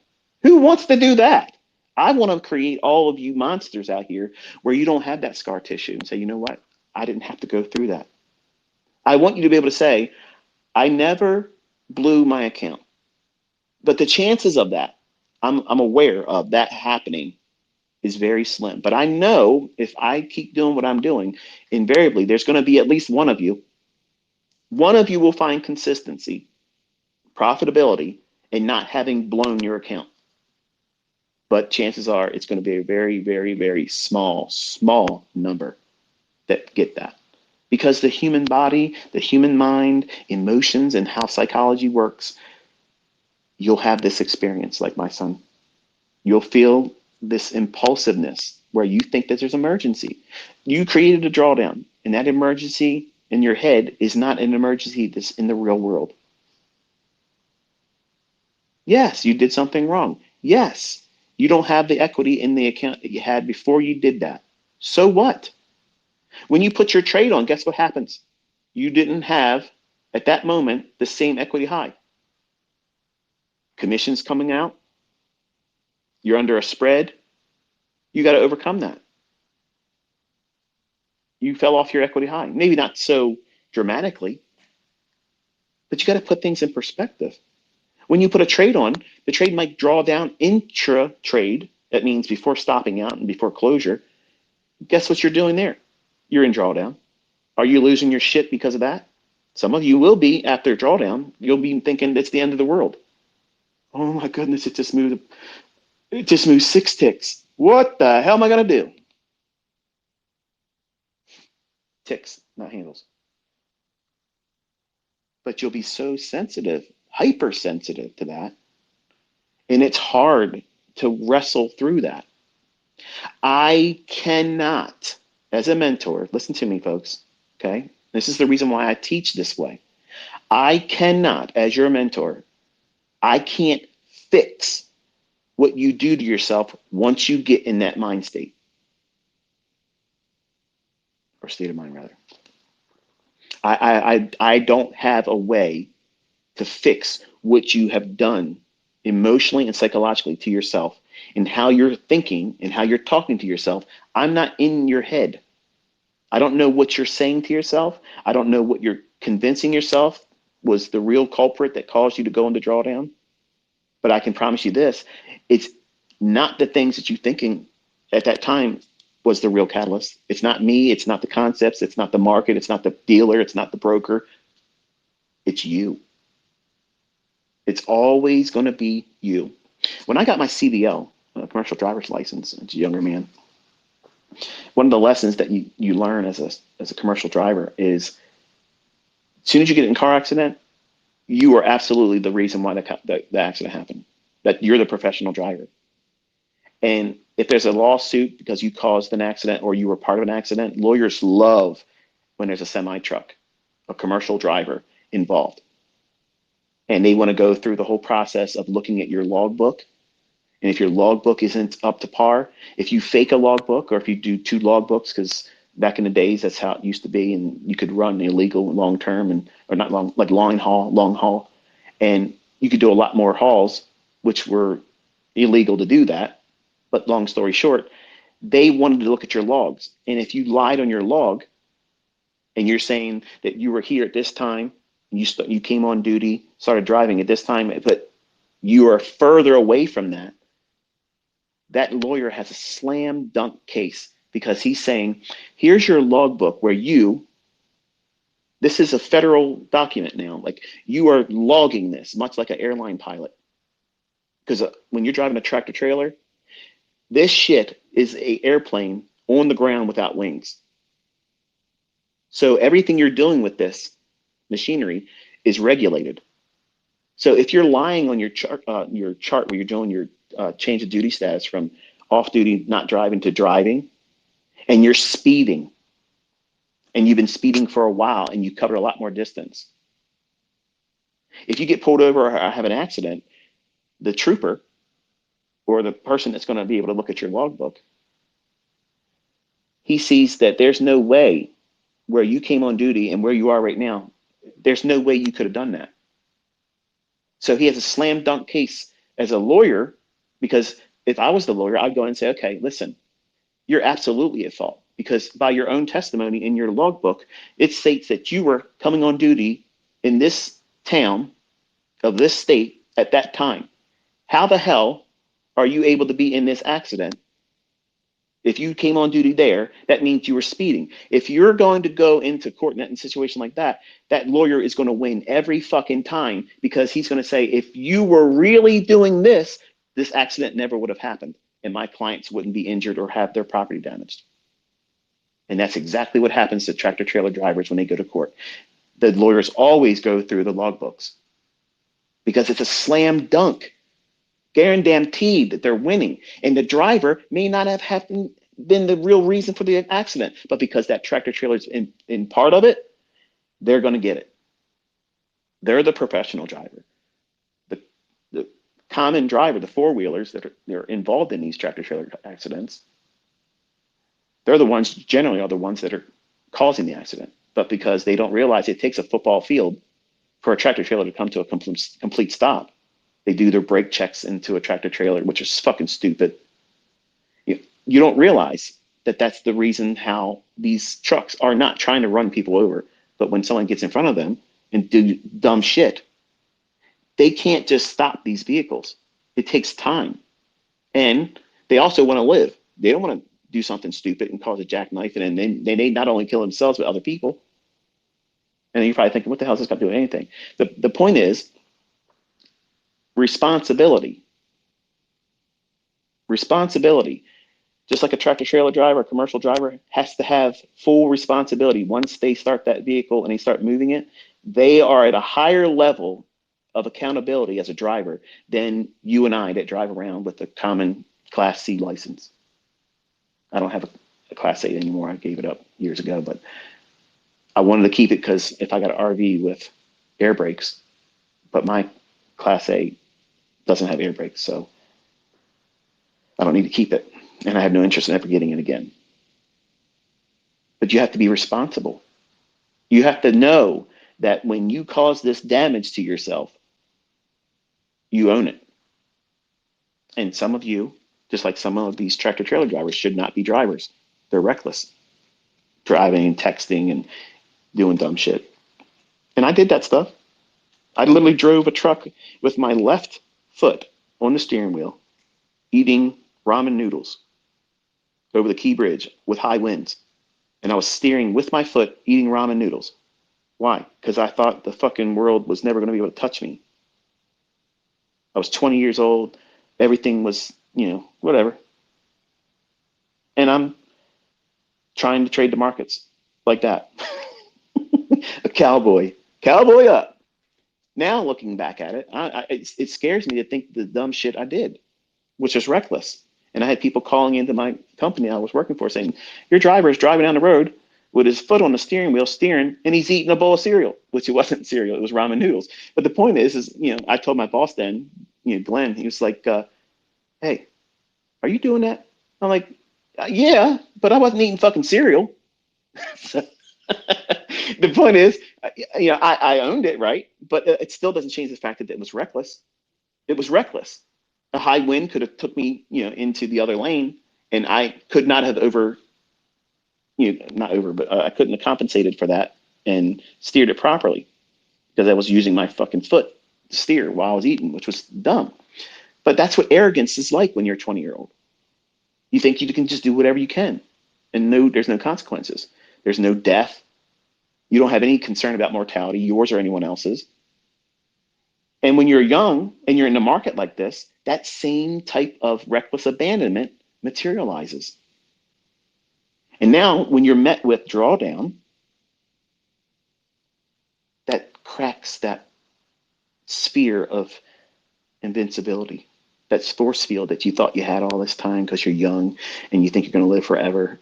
And even if you break a bone, who gives a shit? You're young enough, it won't be that big of a deal. Now you lost your force field. Something got inside and touched you.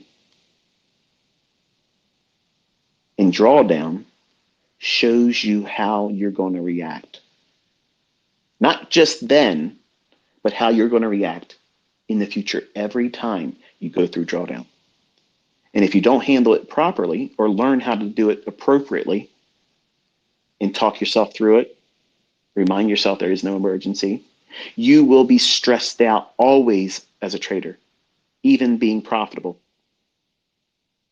And that sounds like it could be technically impossible. How can you be highly stressed out but still profitable? High stakes trading. High stakes trading. I'm just going to say this, and Tom Hugard, we've been talking in private. He knows that I respect him, and I'm not saying anything out of place here. It's not to say anything bad, but I don't subscribe to his approach to trading because he bets a lot. He bets a lot, and he's allowing himself and the people that follow him go through wild swings of profitability and drawdown. Profitability and drawdown. And as a younger man, that would have been fine for me. Like I didn't care about that. But over time, blowing out accounts and having just horrendous drawdowns and periods of not being able to turn it around, it made me not want to be able to do that. Like I don't want to stomach that. Like I want to be in precisely, know what I'm looking for, and not see those types of wild, crazy equity swings. So to me, high stakes trading is high stress trading. And it may feel euphoric when you win and you feel like you've did an Olympic feat, and you have technically. I'm not trying to take away from any of that because it really is impressive when it works. But the problem is you're going through that process and you're placing your body under so much stress, so much stress. When you constantly pump in cortisol in your body, it's actually having an effect on your vascular system. The valves in your arteries and veins, all that stuff, it's beat up. It's not meant to have that. Like racing fuel in a car. Yeah, it's go, go, go, baby, but it tears it up. Like you can't do these these things to yourself long term and not have a consequence. My stomach, I tore up my stomach with acid because of stress as a young man, that I literally could not even drink water without it hurting. I stressed myself out so much with this shit that I created an eating disorder. Went down to 150 pounds. I was 195 pounds and I was put together. Like I was Mr. Wonderful in my eyes. But this industry changed all that because of stress. I couldn't eat, and to be built, you have to feed the body. You have to eat. And I couldn't tolerate even drinking. And I went to Inshores and I was literally on a liquid diet for a year and a half because I couldn't take physical food, which made me weak, which made me susceptible to getting sick more often. And that fear of eating food because of the pain created an eating disorder, which I carried for years. Where did it come from? Trading. Where in trading did it really stem from? Doing stupid shit that I tell you to avoid, but no one was telling me because I didn't have anybody like I'm talking to you. I didn't have that. And some of you folks that are listening to me that say, this guy fucking talks a bunch of bullshit. He talks too much. He's going on with all this horse shit. Get to the point. The point is you're fucking not ready. And the people that say, I don't like all his long rants and say, fuck you. Fail. Fuck you and fail. How about that? Okay? Because you are literally going to fall on your ass. You're going to go through these things and you're going to have no recourse. You're going to have no reference to build up from. You're going to go through the same shit that I and everyone else that goes through it without any kind of coping mechanisms or skill sets, and you're going to fucking fail. And you'll still be working at your fucking jobs, making menial amounts of money, stressed the fuck out, wishing that it could have worked out for you, but it never did. Everybody's going to have drawdown. Everybody is going to get to that point where they push and push and push until the brakes fall off. Well, if the brakes fall off and you blow your account or you get to a point where you get stopped, like in these funded accounts, they have a braking mechanism. Stop. You have no more authority to make any more executions today because you hit this threshold, whatever it is. I don't know if it's all the same for each company or not, but Cameron hit his Friday morning. Okay.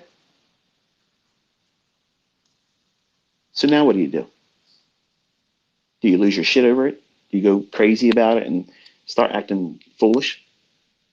Going in there maximum leverage to feel like if I can do it with maximum leverage, then I can feel like I'm a warrior again. I'm going to be a gladiator. I'm not going to be a little bitch. I'm going to get out there and trade even more aggressive. It's a battle. And I'm not a pussy. I'm going to go out there and do it the right way, like a man. They're going to carry me out on a stretcher. Fuck them. I'm not going to tap out. Put me to sleep. That shit don't work in this industry. Okay? This ain't the fucking UFC. This shit is money. And money has a lot of influence. It has a lot of control. It has a lot of power over your mind. That's all it has, over your mind. That's why people try to keep up with the Joneses. That's why people get out on the internet and say they're super rich, multimillionaire, and everybody else is broke. They do that because they fucking are broke. They're not really wealthy. If they were, they wouldn't talk about it. But people listening to people like that, or people that rent cars, go to vacations and stay in certain places, wear watches that are not real, go to a Rolex store, sit next to the display, but then go buy a knockoff. Put that on their social media. Yeah, man, I got this Rolex. No. Patek Philippe. That's a watch. Rolex is trash. But the point is this. Money has an influence. It has a negative influence and has a positive influence. And all I'm trying to be is a voice of reason and saying, okay, money's a fucking tool. That's all it is. It's a tool, but you are trying to handle it like a weapon. And the only person that's going to get hurt is you. And when you look at these equity highs that you draw down from and you feel bad about how you got there, it matters not how you got there, what mitigating circumstances that led to you being there. You have arrived. You're here now. What are you going to do with it? Are you going to announce it to the world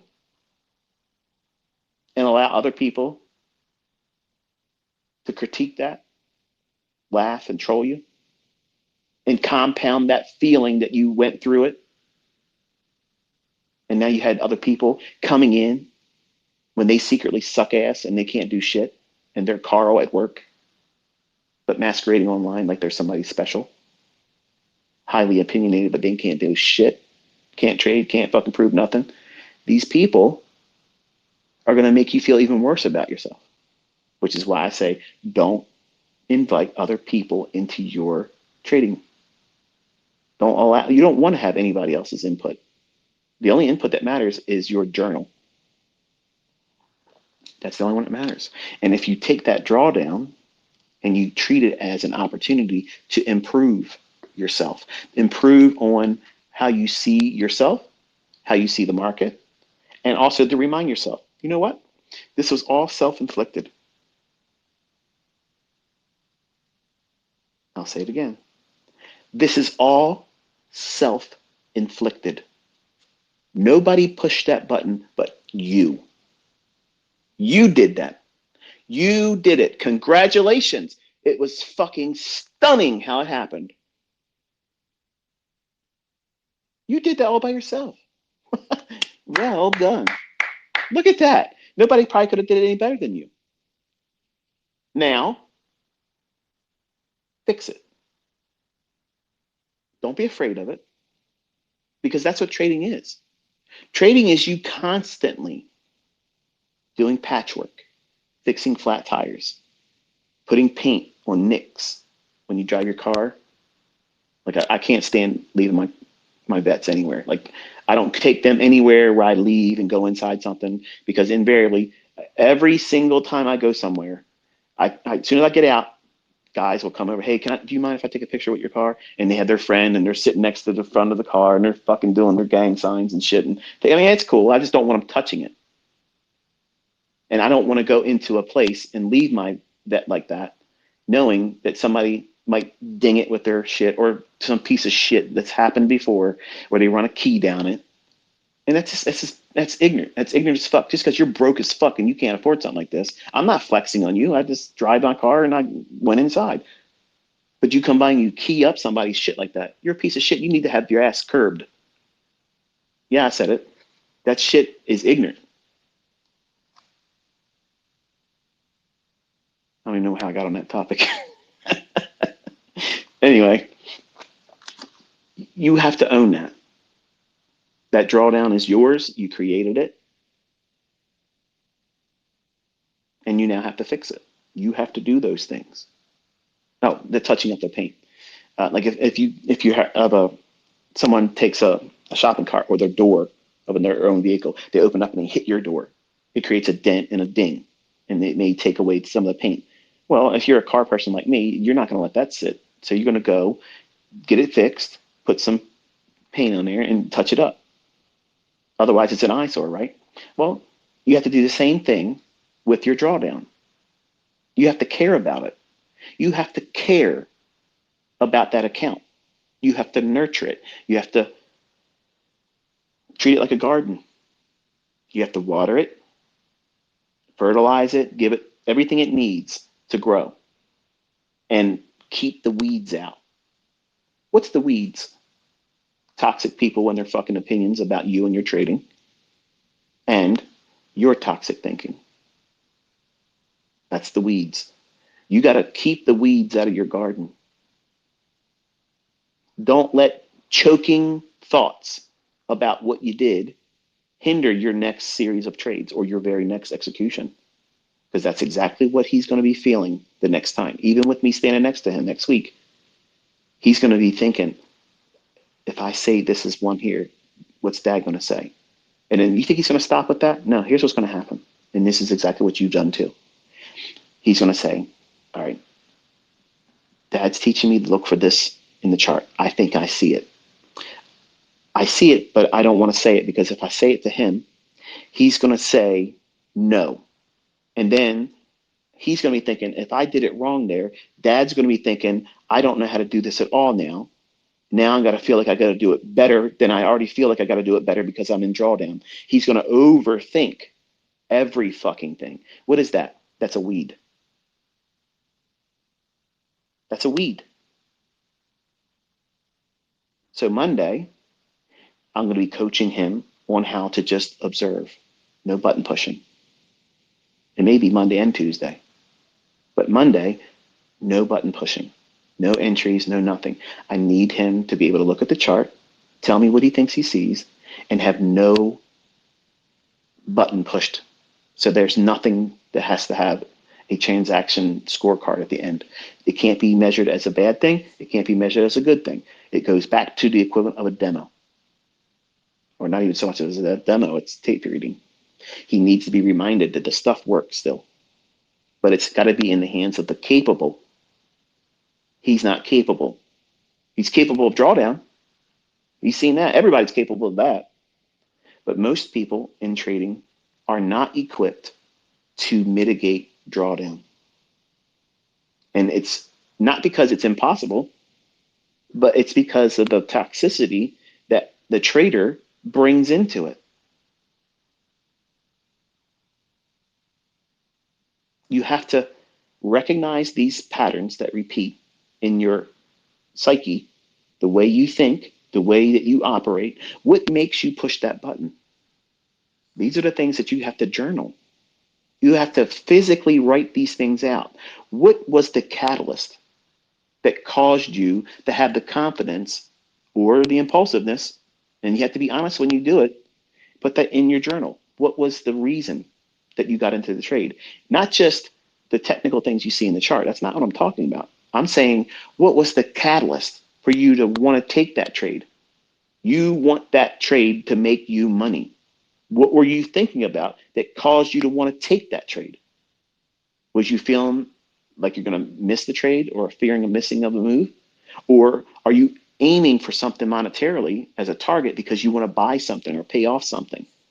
Those things, you want to include all that in your journal. Much like I mentioned earlier, when I was trading copper as a young man, I fell short of a target and I wanted to hit that target. So the trades I took after that trade closed before I hit my target, I just fell short of it 1 point. And then it started a series of trying to get something so minuscule, boom, wrecked. A couple trades in copper, didn't work. Let me go to a different market. Cotton, yeah. Well, there you go. Smoke that account. So long and short of it is, you have a responsibility to be in a constant state of control over yourself. Which is why young men and women, if you're out here and you're smoking weed and shit, and you're trying to trade, you're doing it wrong. You have to be 100% lucid. You want to do that shit on the weekend? I'm not hating on you. But you can't be doing that while you're trading. If you're drinking, your state of mind's changed. You can't do that because you're medicating yourself. You have to be comfortable in your own skin. And unfortunately, a lot of people aren't comfortable in their own skin trading because all their bad shit comes up, bubbling up to the surface. And then you lie to yourself and everybody else that can see it. And you say it's the other things outside of you that caused it. Oh, this happened to me because of that. No, you did it. You own it. And that's what makes this industry ugly. And that's what causes people to become ugly because they can't handle that stuff in themselves. So they project outwardly to other people, trolling, talking shit about other people, and they can't do anything, and they're miserable. And that's what happens with people that can't overcome trading properly and handling drawdown and losing trades. If they can't let go of the business, they become a troll. That's just the way it is. That's what happens. And that's unfortunate because they don't even have enough strength to walk away entirely. So they want to punish other people, thinking it makes them feel better. When the whole time, the people that they're trolling are laughing at them. Like, dude, what are you going to do? You're talking shit. You ain't done nothing. I and you that have a losing series of trades or go into drawdown, we're not losing our shit saying, oh, trading doesn't work anymore. I'm quitting. We're not affected by that. It's a paper scratch. That's it. Or a paper cut. It's a scratch, a little flesh wound, big deal. But when you start taking these insignificant, little minor setbacks, which is what a losing trade or drawdown is, if you still have your account, it's fine. It's not fun. It's just opportunity now to do the work that's required to fix that drawdown. And you don't have to be in a rush to fix it. There's no timeline or limit that you have to have in mind to get that drawdown recovered. So now, much like when I set out with my son when he chose to start this funded account, I said, listen, they say you got to at least trade 5 days. Let's just establish 2 weeks. We'll give yourself 2 weeks to get to the funded stage of this. That way you don't have to do too much. It'll be easy to get it, be easy to do each day, do it and stop. It'll be a good pace and it's comfortable. So now I got to tell him, you got 2 weeks to get yourself calibrated again mentally and restore it back to where it was. And I'm really interested to see how he handles that. Because he has to do it next to me, I'm going to be the control mechanism that prevents any impulsiveness. But I can't remove what is always going to be in his head, which is the fear of doing it wrong now, the judgment he thinks I'm going to cast on him. If he thinks he sees something and I tell him no, is he going to be thinking about me overthinking why he got it wrong? Yes, that's exactly what he's going to be thinking, but I'm not. I'm aware of it now. I'm telling you publicly that's what he's going to be doing, and that's exactly what you do to yourself. When you go into drawdown, your next series of trades while in drawdown, you're hypersensitive to everything because you know you are capable of ruining yourself. And you have to be responsible. Slow down. Less is more. There's no time limit. You don't have to get it back right away. Give yourself time. Schedule it. Schedule it. If you have drawdown, say for instance, say you have drawdown equivalent to what he put himself through on Friday, equivalent like $4,000. Okay, $4,000. Give yourself 4 weeks to fix that. Do you need the 4 weeks? No, you don't. But in your journal, you tell yourself, I have given myself permission to take up to 4 weeks to mitigate this drawdown. Guess what that does? Guess what it does when you do that? It frees up that overwhelming desire to do it right away. You've wrote it out in your own words. You wrote it. You didn't read it in a book. It isn't a tweet that I sent out. You wrote that. You gave yourself subconscious permission to wait for a deferred event of mitigating that loss over a span of 4 weeks. You push it out in time so it doesn't linger over you like a dark cloud that forces you to take a trade that may not even really be there. Now, $4,000, let's strip this back into a modular perspective. What do we have to do to get that? Well, 4 weeks, $4,000, it's $1,000 a week. That's 20 handles on one contract. per week. Oh, shit. That's only 4 handles one time per day. Easy, isn't it? What's hard is waiting for the move that sets up that 4 handle run and then stopping. Because you've given yourself 4 weeks in time to mitigate that. But ICT, shit, man. I'm in a competition to be on the FTMO leaderboard. Fuck around with this stupid shit. I'll never get back up there. You're trading to be on a leaderboard instead of becoming consistently profitable. You're fucking gambling. You're doing it for all the wrong reasons. You're doing it for pomp, for clout. And you're wrecking yourself. You will wreck yourself like Yin and Yang boy in Texas on his live streams, trying to prove something. The only thing you're proving is you can't fucking trade. Now, you want to do that? Go right ahead.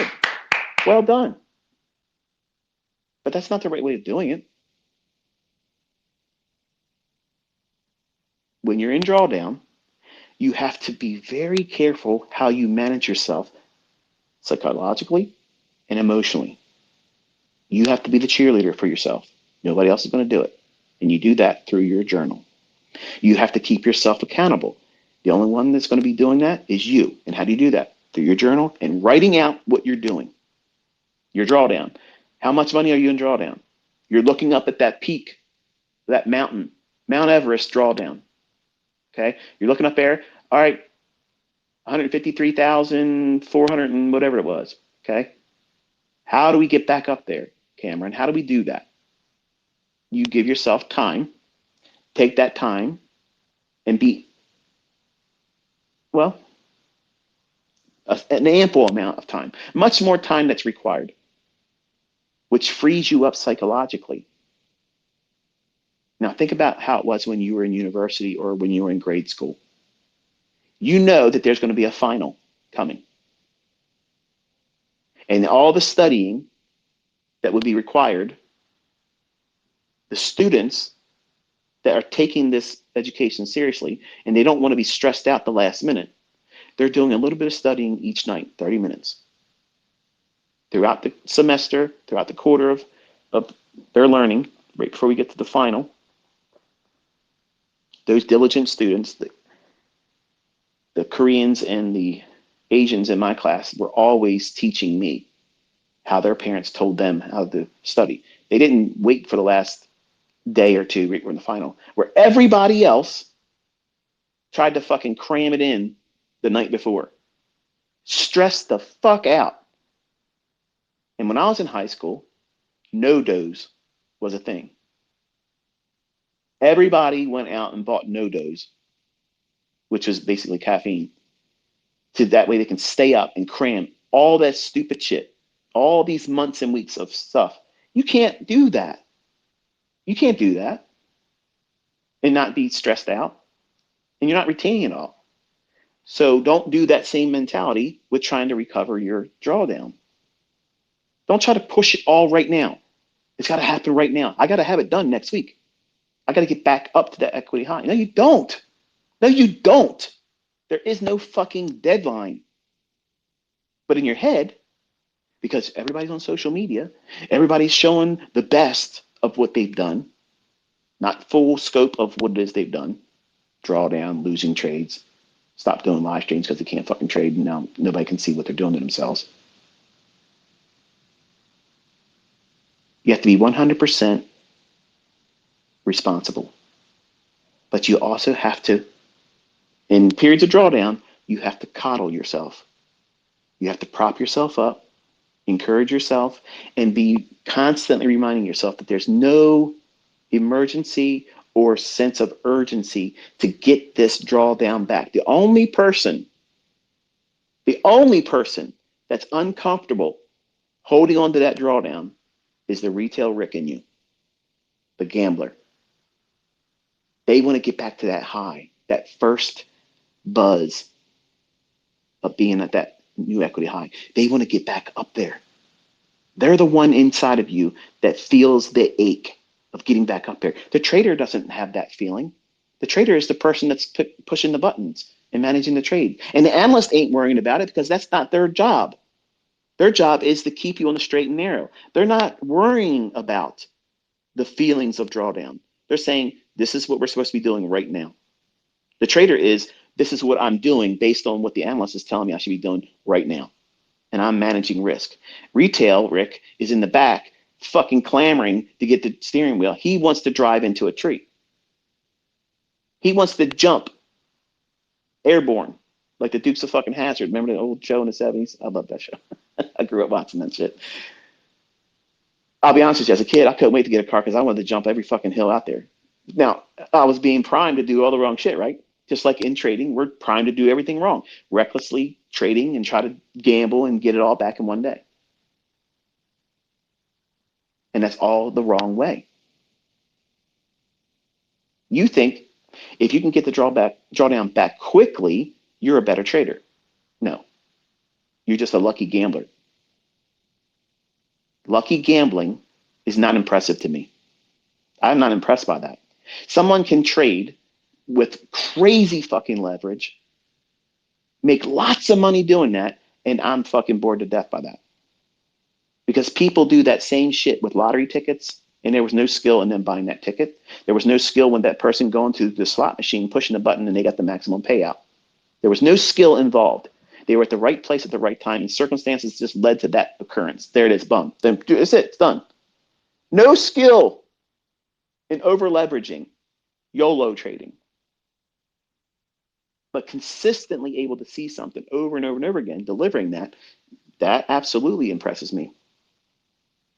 If someone were to sit out there with one contract and just slice and dice based on a model that was already pre-described as this is what I'm going to do, I'm only going to do this, and this is how much I'm willing to risk, and I'm never going to go over that, and this is my procedure of taking a loss. If I take a loss, I stop for that session, I trade the next session, or trade the next day.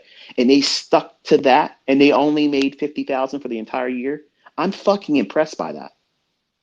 To me, that's skill. That's absolute 100% skill. Full 100% responsibility. They own it. They're in control of themselves. Their capacity to stay on track within a model is perfect. That is much more impressive to me than how much money. How much money is, it's relative. Who gives a shit?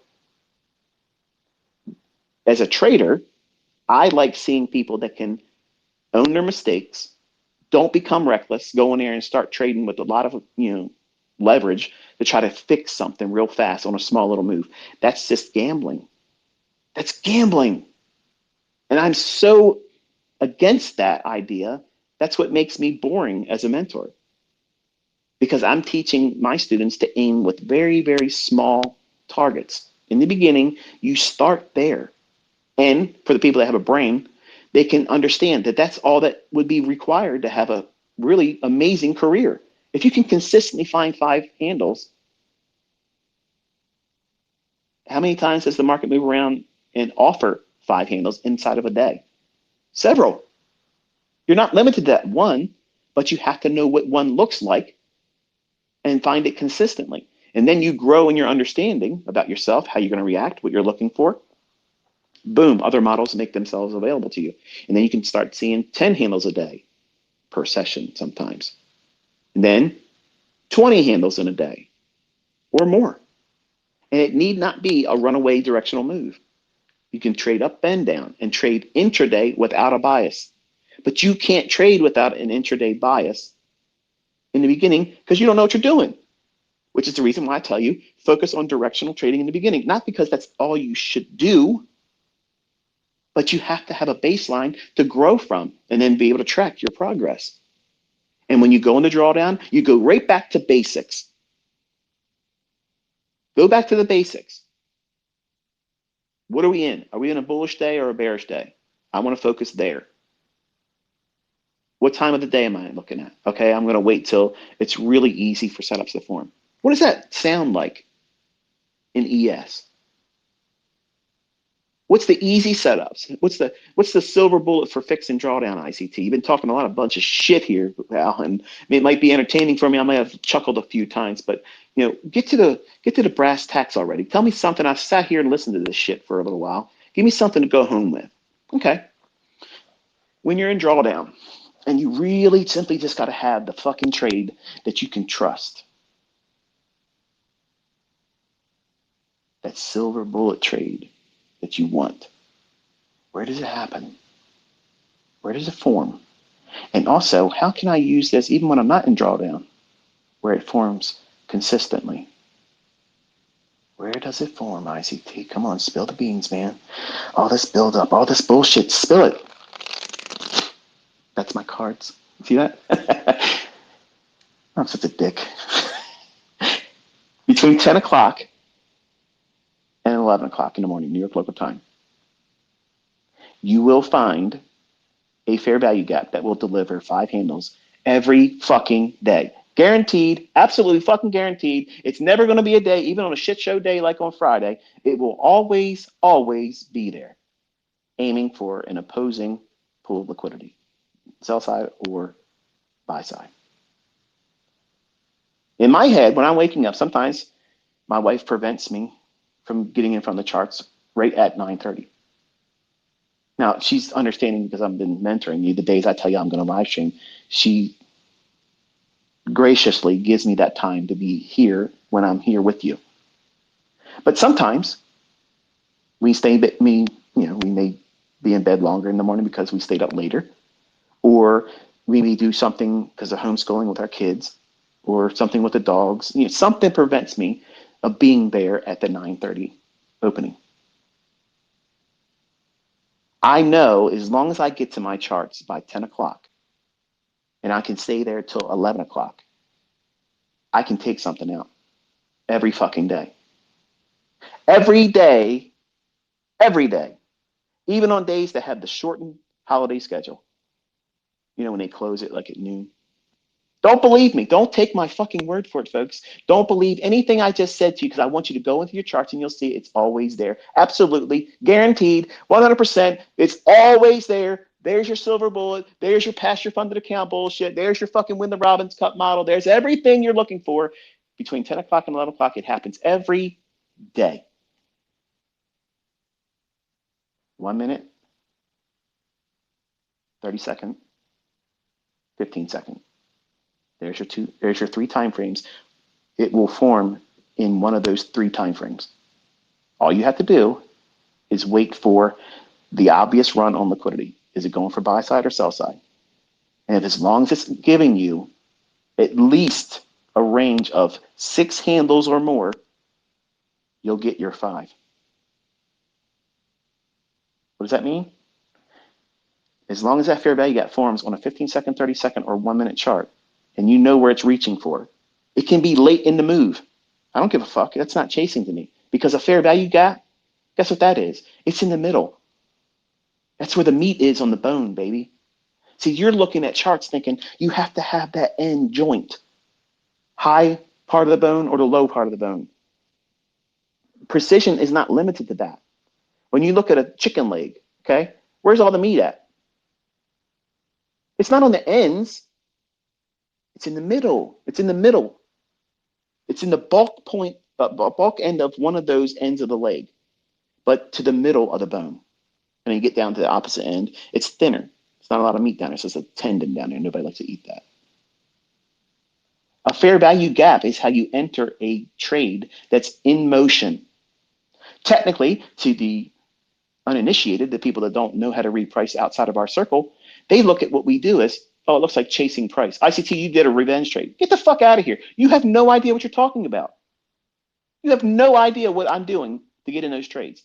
None. You're learning this year, but it's not chasing price.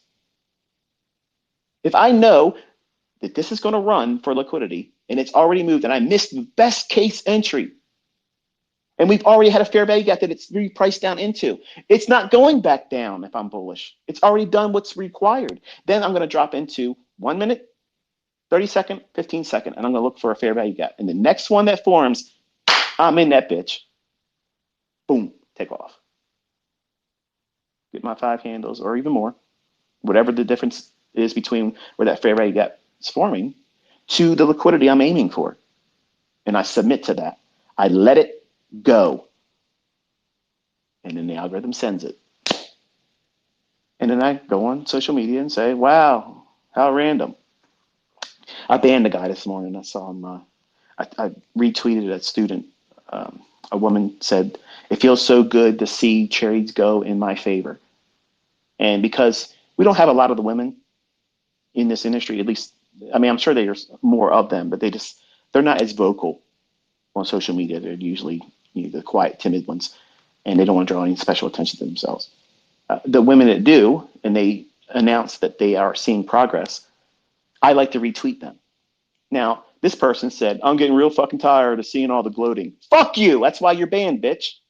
I'm encouraging that person and other people because they're saying what they're experiencing. You don't like other people succeeding? Go fuck yourself. Go fuck yourself, you miserable pieces of shit. Around here, we're making winners.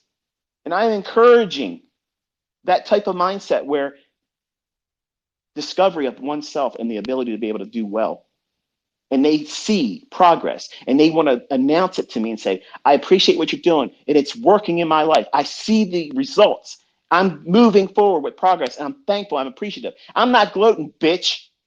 I'm celebrating them. And I'm putting a spotlight on them. So other people in this community that might not be having that moment yet, they see it and say, you know what? Fuck yeah, I'm sticking around because I'm getting mine just like that. I'm encouraging. I'm not fucking gloating. Fuck you. How's that work for you? That's why I'm banning you bitches that say that shit. I ain't got time for the clownery, motherfuckers. You talking all this chit chat shit. You ain't done nothing. You don't trade. You don't show shit. You don't call no fucking moves. You're all bullshit. Sock puppeting little bitches. My students, I care about. I want to see them do well. I want their mindset fucking jacked up, motivated. Not some weak ass, oh, it's random. You gotta hopefully get lucky. Fuck that. We don't use luck here. Luck don't fucking have any part of this equation here. We have a process. We know what the fuck we're doing. We know what we're looking for. We know when opportunities are arriving. It's scheduled. Retail fucking ricks out there, they don't know where the fuck this shit's coming from. They don't know when their indicators are going to form shit. Their triangles laying over top their fucking chart, hiding price, moving average crossovers, all kinds of Mickey Mouse shit on their charts. They have no idea what the fuck's coming until it happens. And then they're reacting to price. Your job is not to predict price, but to react to it. And they shit themselves. They have no idea what the fuck's going on. None. They don't champion themselves when they do well because they don't know when the next fucking trade's going to be panning out for them. I do. My students fucking do. You're on the wrong team, motherfuckers. You're chatting shit to us. We are fucking killing it. We're winning. We are winning consistently every fucking day. We're calling this shit. It's happening. Where the fuck are you at? What channel are you watching? How can you not be seeing what we're doing every day and not walk around on a fucking high? Like, we're walking on sunshine every fucking day around here. Think about that shit. Do you see us sitting on fucking social media sulking about how our market just did something that we didn't see coming? Fuck no. None of that shit happens around here. This ain't fucking clown world. We know what we're doing. We are trained to look at price with the spirit of anticipation. We're not reacting to shit. We're waiting. Our scope is already dialed in right at a specific time of the day, right at a level we know it's going to be fucking delivered to us. And once it happens, fucking fireworks. We know exactly what the fuck we're doing. We are not wondering what's going to happen. We are waiting for it. We are fucking waiting. We can't fucking wait. Put it on a platter for us because we're going to take it home. That's how we operate around here. We are trained fucking killers. This motherfucker has nothing against stuff that we can't handle. Not one thing, not one fucking thing that these markets do is a surprise to us. Now, who do you want to fucking listen to?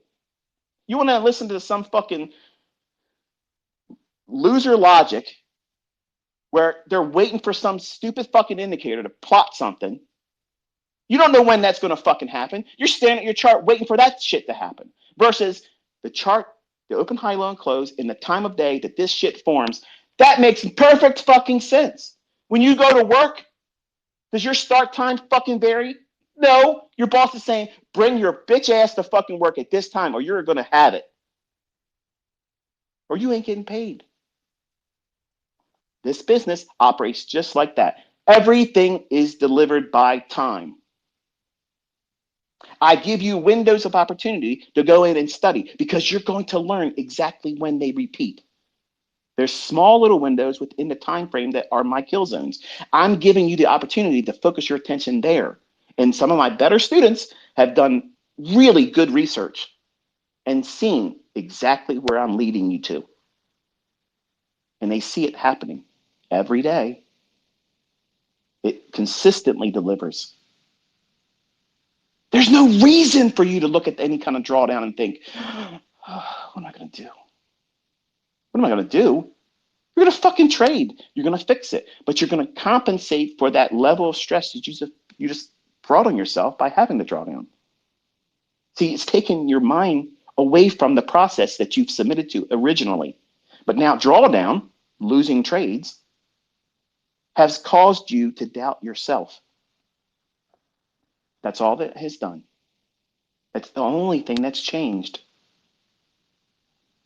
Your confidence has now been marred, but it's okay. It's okay.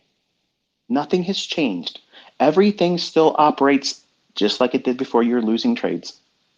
The only thing you did was allowed yourself to get off the rails.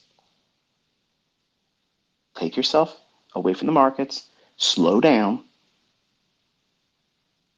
calibrate yourself, think about what it is that you started doing this for, go back to your model, read it out loud, meditate on it, go back and look at your journal when you did things correctly.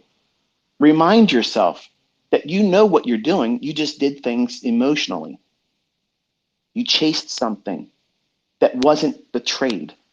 You chased fixing an emotional response to an error that you made as a human being. And then you compounded that with recklessness. That's the only thing that took place.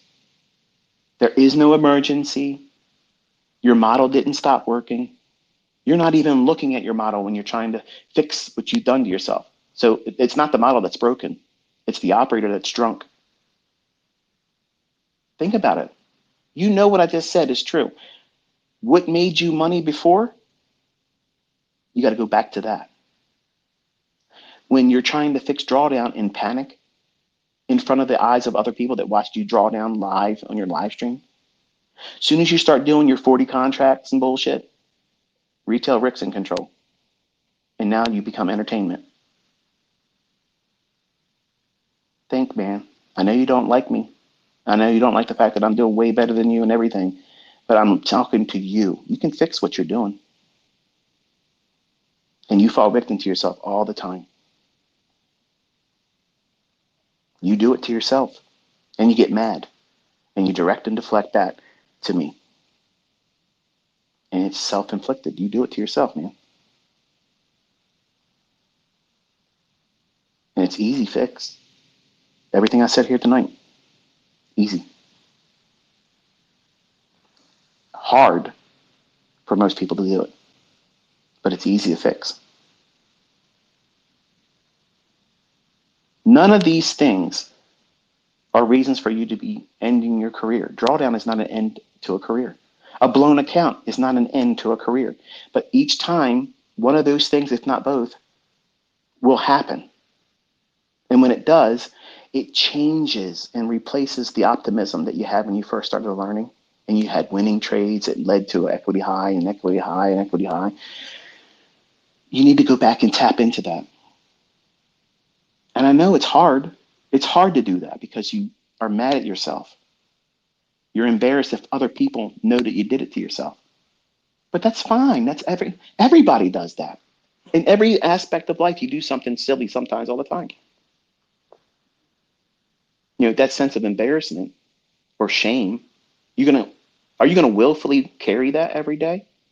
Now that you're trading, are you gonna constantly measure yourself on that drawdown that you put yourself in or that account you blew it? You know, come on. Be practical. Your spouse that you're with, Do they constantly bring up the thing you did wrong that one time? If they do, that's toxic. That needs to be corrected. It makes a relationship hard. Are you going to do that with your relationship with the marketplace and your model? Constantly go back and pull up that bad episode? Yeah, you did that trade right, but remember that one time when you did everything, you drove down, and then you feel like shit. You have to nurture yourself emotionally and psychologically and keep all these things that are outside interferences to distract you or make you feel less about yourself. You need to keep that out. That's the weeds. Don't let weeds grow in your garden.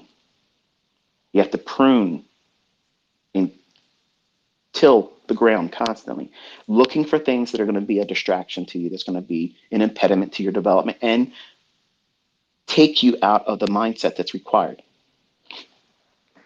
Now, obviously, in this one, I'm speaking from a stance of bravado, because I'm confident and you as my students are confident because what we do here is on another fucking level. But I don't want you to feel like, because you may be a quiet personality, you may be a woman that's up in age, and you may hear me get on this and carry on like I did. That's just the way it is, folks. I mean, I'm passionate about it. I'm reminding you all, you're at the right place at the right time with the right person. And there's no reason for you to ever doubt what you're learning or doubt yourself. You just got to keep showing up every day. But I don't want you to feel like you got to go out on social media and try to be a fucking gladiator against everybody else that doesn't do what we do. That's the part about our community I don't like and other people don't like. I don't like that. And I know that there's people that don't like me that are they're pretending to be an ICT student or someone that likes me, putting the bullshit in their profile, but they're really my trolls. So they want to kind of like perpetuate this idea that our community is toxic. Our community is arrogant as fuck. Yes, we are. We are arrogant. We're extremely confident because we're not guessing about anything. And that unfortunately unsettles everybody else that doesn't do what we do. And I don't give a fuck if that hurts their feelings. I don't care. I'm not out here like I used to be on Twitter. I used to literally go knock on everybody's fucking door, say, hey, you're full of shit. Your stuff don't work. Why aren't you fucking proving it? Just call something out. Do a fucking analysis. Tell me something. What's the market going to do? Oh, you're an asshole. You're a demo baller. Okay. I had fun with that. I'm not doing that now. But see, you're learning the real mechanics behind what makes these markets move.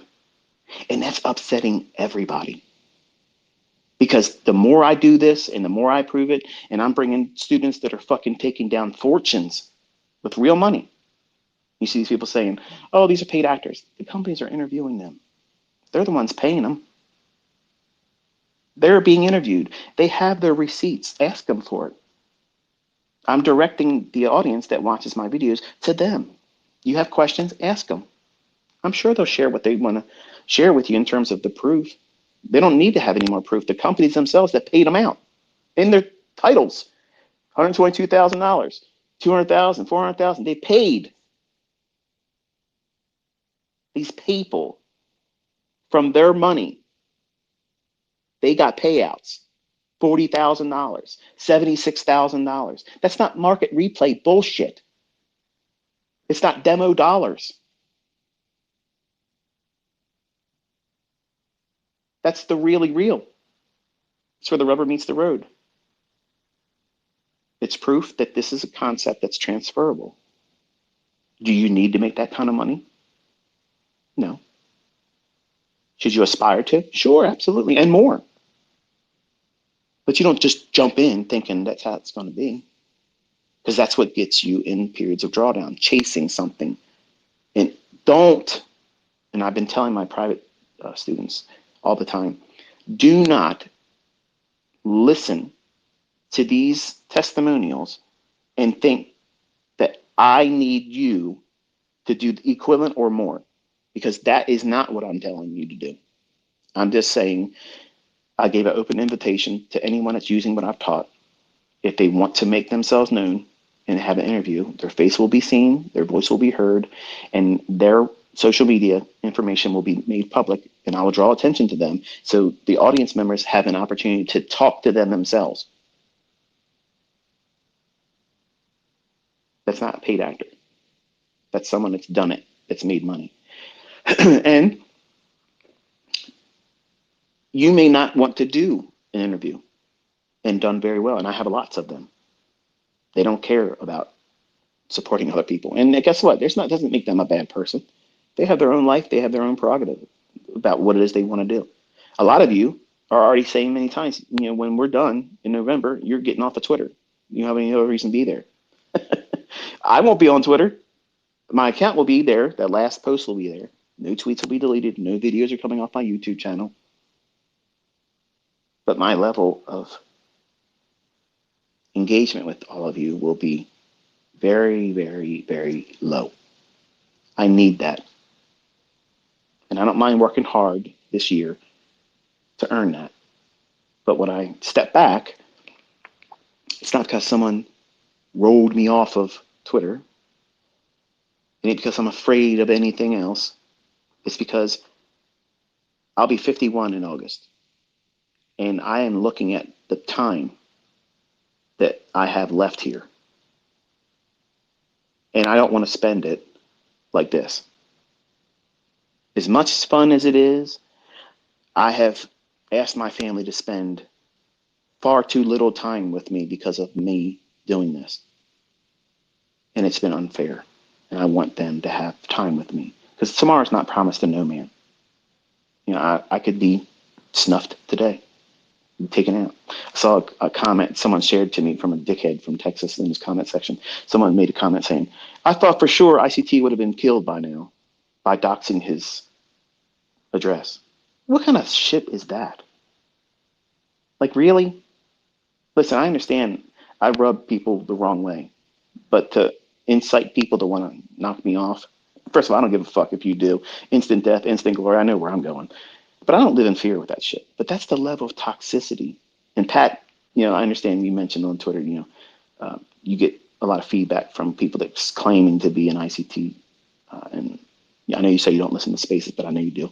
When you say there's things that are coming out of our community that are shit being said to you about it, dude, that's the flavor right now. That's the only thing they can do, is to try to make us look bad.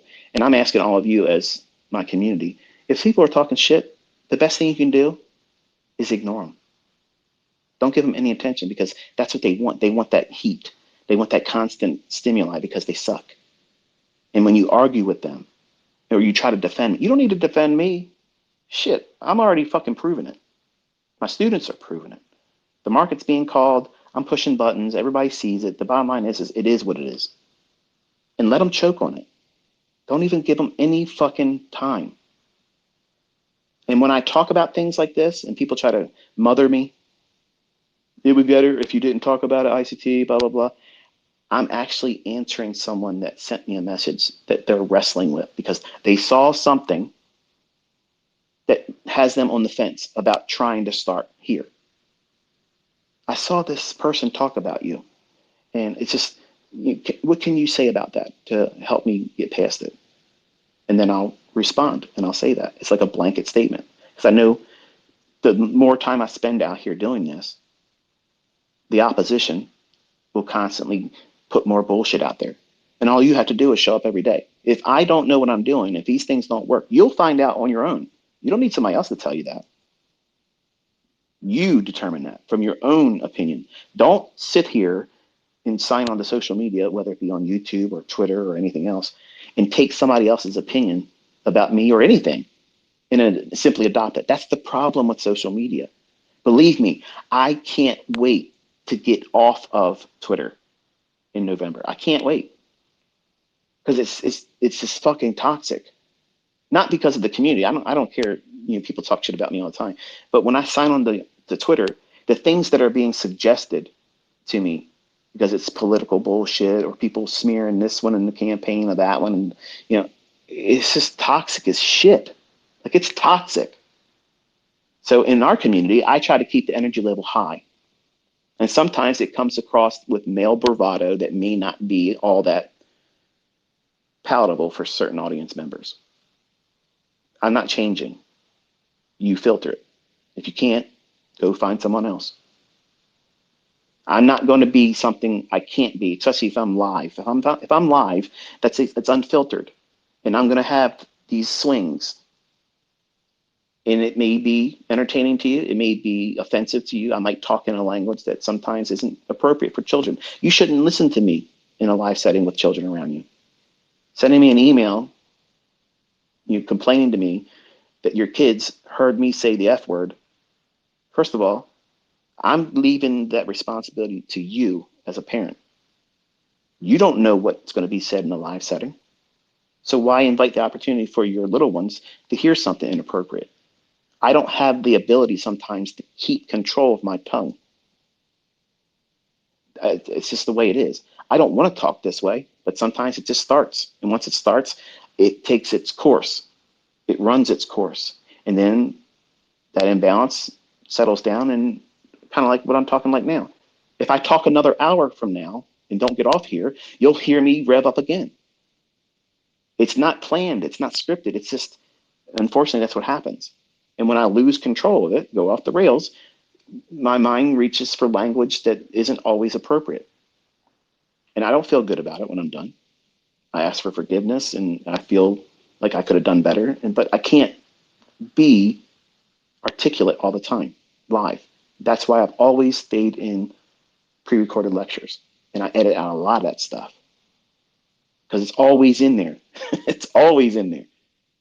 So I'm a real person. I mean, I'm not AI. I'm not some fake fucking shit.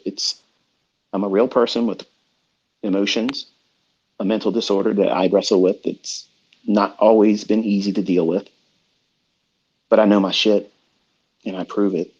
And my students are bringing the receipts, and I'm so proud of them. And I'm proud of you that's in the making right now, that you may have gone through drawdown.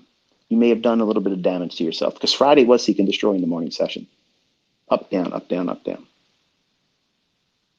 If you fell victim to that, it's okay. You'll fall victim to it again in the future too. Sometimes seek and destroy starts off just like a day that's obvious it's going to do this, and then it smokes your ass. Then you think it's doing something other than that, and it smokes your ass again. And then you have to know right then and there, okay, stop. I just took two trades that were losing trades in the same session. Stop. ICT, you just gave us a silver bullet. There's a fair value gap between 10 o'clock and 11 o'clock every single day. Well, guess what happens if you lose? Stop. Don't trade the morning session. Wait to the PM session. And your goal is to at least get 50% of the drawdown you had in the morning. You could get all of it and more, but your goal is to just get 50% of it. Isn't that a little bit more forgiving than, I got to get that back and make a profit for the day? I have to be right. There's a difference there. There's a difference, and you have to treat yourself like that as a trader. It's not always trophy wins. Sometimes it's just, I'll get a little bit of the hair of the dog that bit me. And have to be content with that.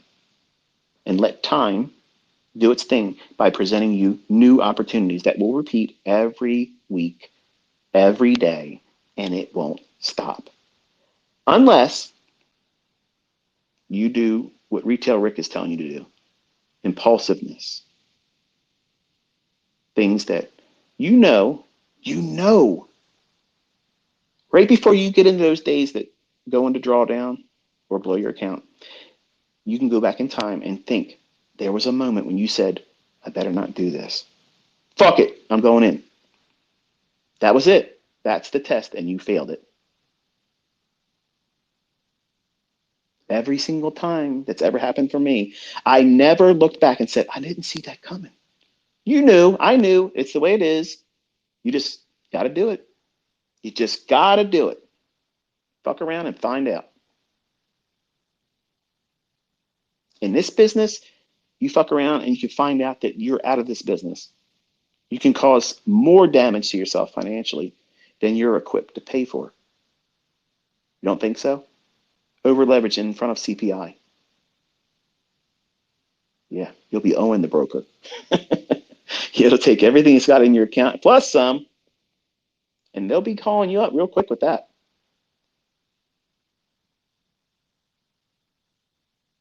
So you have to be very careful how you place these expectations on yourself when you're trying to recuperate drawdown, when you're trying to build equity to new equity highs, when you feel that you know that this is probably not the right thing to do. Wait. Take a step away, 10 minutes. Go get a drink, go outside, walk the dog, whatever, come back. If the trade moved without you, who cares? If it hasn't moved and it moved the other direction, you'll be thankful. If it moves, but it hasn't gone to the target you're aiming for, fair value gap, institutional order flow, entry drill. There's your mechanism to get in. That's not chasing price. So why are you pressuring yourself? Why are you making this harder than it has to be? Because it's all in between your ears. That's what you're doing. The battlefield that you're waging war on is inside your head. Those candlesticks don't know you're in the trade. They don't know. The algorithm does not know that you got in that trade. It does not know. It doesn't. It's going where it's going because it's scripted. And it's designed to take whoever is foolish enough to be on the wrong side. That's the mechanics of how these markets work. That's the fucking reality of it. And I don't give a fuck who you are. Buying and selling pressure my fucking ass. Okay, that's not how this works, man. So remove all that necessity of being right, always right, and fix drawdown right away. Fixing drawdown right away is not the proper way of doing it. And truth be told, every time I've done a call online and did it wrong, I wish I would have stopped that day right then and say, I'm going to stop here. But because of my obsessive compulsiveness and the fact that I absolutely love rubbing my haters' nose and shit, I know how to go in the opposite direction. Like I can flip on a dime. I can do that. And then that's what I do. I'm like, now you think that that's revenge trade. No, that's me aligning myself up with what I know is about to happen. And that doesn't sound good. I know there's a lot of people that's probably profitable traders, maybe trading for a long time. And they hear me say that stuff. Like, I know. And you'll hear people that make a career out of, you got to be careful listening to people that say they know what the market's going to do. Get the fuck out of here with that bullshit. Get out of here, because I'm going to tell you something right now. Anybody that pushes a fucking button that doesn't believe that the market's going to go in their fucking favor, what the fuck are you doing? What is it that you're doing by placing risk on a trade? You're buying because you think it's going to go up to your fucking target that you have a limit order on. You have a stop that says, I don't think it's going to go lower than this and be good still. You bought, you're in the trade. This same fucking person is going to tell you, you got to be careful when you hear people say they know what the market's going to do. Listen, man, I know what high probability is. I know how to define it. My students know how to define it. I know when it's lacking and it's not in the marketplace. I'm only trying to press the button in those conditions. And I try to teach you how to avoid when it's not there. They don't know shit. They're taking their fucking indicator-based bullshit. But they're still subscribing to the belief that they believe the market's going to go up there. If they didn't believe that, they wouldn't be buying it. So think about the logic of these fucking asshats, these chuckle fuck motherfuckers that are out there simply saying stupid nonsense. React to price. You'll never know what price is doing. This is Goldman Sachs fucking level horseshit. Intraday charts are noise. If anybody tells you they can make money trading with intraday charts, run away from them. I promise you, I guarantee you, we're doing it every day. That's Goldman Sachs. That's the boys from Goldman Sachs. Aren't they supposed to be the fucking guys that know everything? I don't know. Do they? Sounds like a bunch of bullshit to me. But anyway, there's got to be losers to this, right? There has to be. But even those guys in Goldman Sachs, I wish they would learn how this is really done, because they're indoctrinated to what the shit that Goldman pushes on them. This is their models. This is what they do. This is all they do. And they're extremely profitable. I mean, you can look at the reports that they put out, and they tell you how many trades they won, how many trades they lost, and how much they lost and how much they made. That's amazing information. But they don't know what you're learning. They don't. Believe me, they don't. They're not the smart money. They're just consistent about what they do. Now, if you call that smart money, no, that's your definition of it. But smart money is what I'm teaching you. The way that we perceive price, how it's delivered algorithmically based on time and price, these signatures that repeat over and over again. That's not randomness. We're not surprised when shit happens. Think about this, okay? I'm going to say this and I'm going to close because I haven't eaten today. I'm feeling my body tell me I'm low on energy. Wouldn't think that based on the delivery of all this banter this morning, right? That's the only benefit of having chemical imbalances. It's like fucking nitrous oxide. You know, when I'm running low and all of a sudden I'm out the gate running. But when it wears off, it's like a crash. So I just lost my train of thought. This rarely happens for me. New week opening gaps. Thank you, Jesus. Think about how, when I introduced that concept, oh, everybody knows about a gap ICT. Fuck off, pal. What I'm talking about is how it constantly refers back to them over and over again, not simply when it fills them in and they're done in everybody else's eyes. I'm looking at shit months ago. These new week opening gaps are not done simply because they're traded to and filled in. That's not how this works, man. But believe me, the folks that put this shit in motion, they don't mind that you know there's a gap because they can't hide that. And they're thankful and happy that you understand that, yeah, it goes up there and fills it in, and then it's done. And they know that you're no longer worrying about it. These gaps have always existed in price action, yes. But the logic that I employ with it and teach you has not always been there. It's always been happening in the charts. But because you're not annotating your charts and having them on your charts, and nobody's ever taught this shit before, you never noticed it.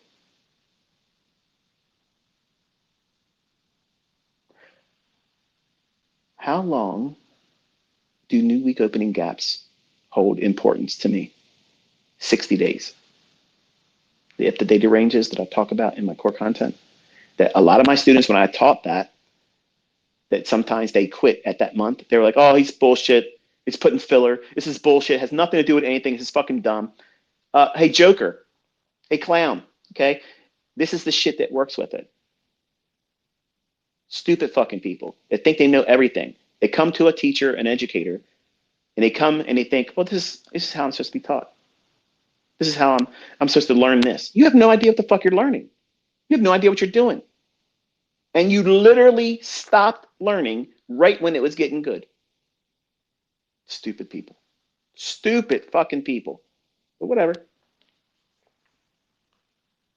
Think about how these new week opening gaps perform. I'm not teaching anymore with them because I have things I'm going to add in my book. Yes, I'm going to sell a book. And I don't give a fuck who has an attitude about it. I don't care. Because there's so many people right now that are writing books every time I talk with these Twitter spaces, every time I do a lecture, every time I do a live stream. They're right now writing books because they're trying to beat me to the punch because they can say, my book was out first, but motherfuckers, my shit was in fucking social media, on YouTube, before you were even fucking doing your book. And yes, that shit matters to me because it's my life's work. You jackasses are running around trying to get clout. And I will be in your reviews reminding people that you just talked shit on an echo of me. And when they're seeing that comment that you can't do anything about, right? John Fibonacci, John Flood, couldn't wait to take my fucking mentorship and take it out there and make some horseshit fucking book. I'm in that fucking review, ain't I? And everybody sees it. And they come to that channel on YouTube and they say that you're a clown. You're a fucking fraud. And even Amazon had to put a disclaimer saying, this shit has got something wrong with it. Welcome. Welcome to the reality. There's a bunch more you fucking yahoos on Amazon that I'll be putting reviews into. And you all can come sock puppet all the bullshit you want when I put mine out. I don't give a fuck. I'm going to laugh at all of them. All of them. Because it's all on record with me calling it live here.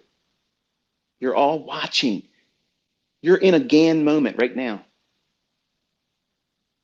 Think about that. You're in a Wyckoff age right now. Not because I'm using Wyckoff, but I'm upsetting everything in this industry. I knew this in 1995. 1995. I knew I would be talking to people just like you and upsetting everything. But I was being pressured not to do that for a long time. And it took years for me to build the confidence to go just a little bit outside the lines, the boundaries that I'm not allowed to go past. And I said, fuck it, I'm going to create a language. If I create a language and I teach people using that language, the people that would be upset with me can't be fucking upset with me because the things that I'm doing, I'm attributing it to the language that I created. That just comes real fucking close to the things I can't teach you. So at this point, the cat's out of the bag. They can't call it back in. They can't change it. They can't stop it. And if I stop right now, you already know how to do it. But I did not break my word or what was placed on me as a limitation. But I didn't do well with that. It bothered me because the sign says don't step on the grass. And I'm going to fucking moonwalk on that shit. It's just my nature. It's human nature. Don't do this. Tell that to your little kid that just started walking. Tell your toddler, don't touch that. They're going to look right at your fucking face and smile and do exactly what you said not to do because they want to see how you're going to react. You love me. You're my play toy. You give me food. You change my ass. You put me to bed. You bathe me. You entertain me. You said, don't do this. Let me touch it and see what you do with that. I'm just like that. I'm like a kid at heart. You tell me I'm not supposed to do that. I'm going to fucking do it. I'm impulsive. I can't control myself sometimes. And yes, I was scared for a long time. And truth be told, if I get another visit, I'll probably stop before November.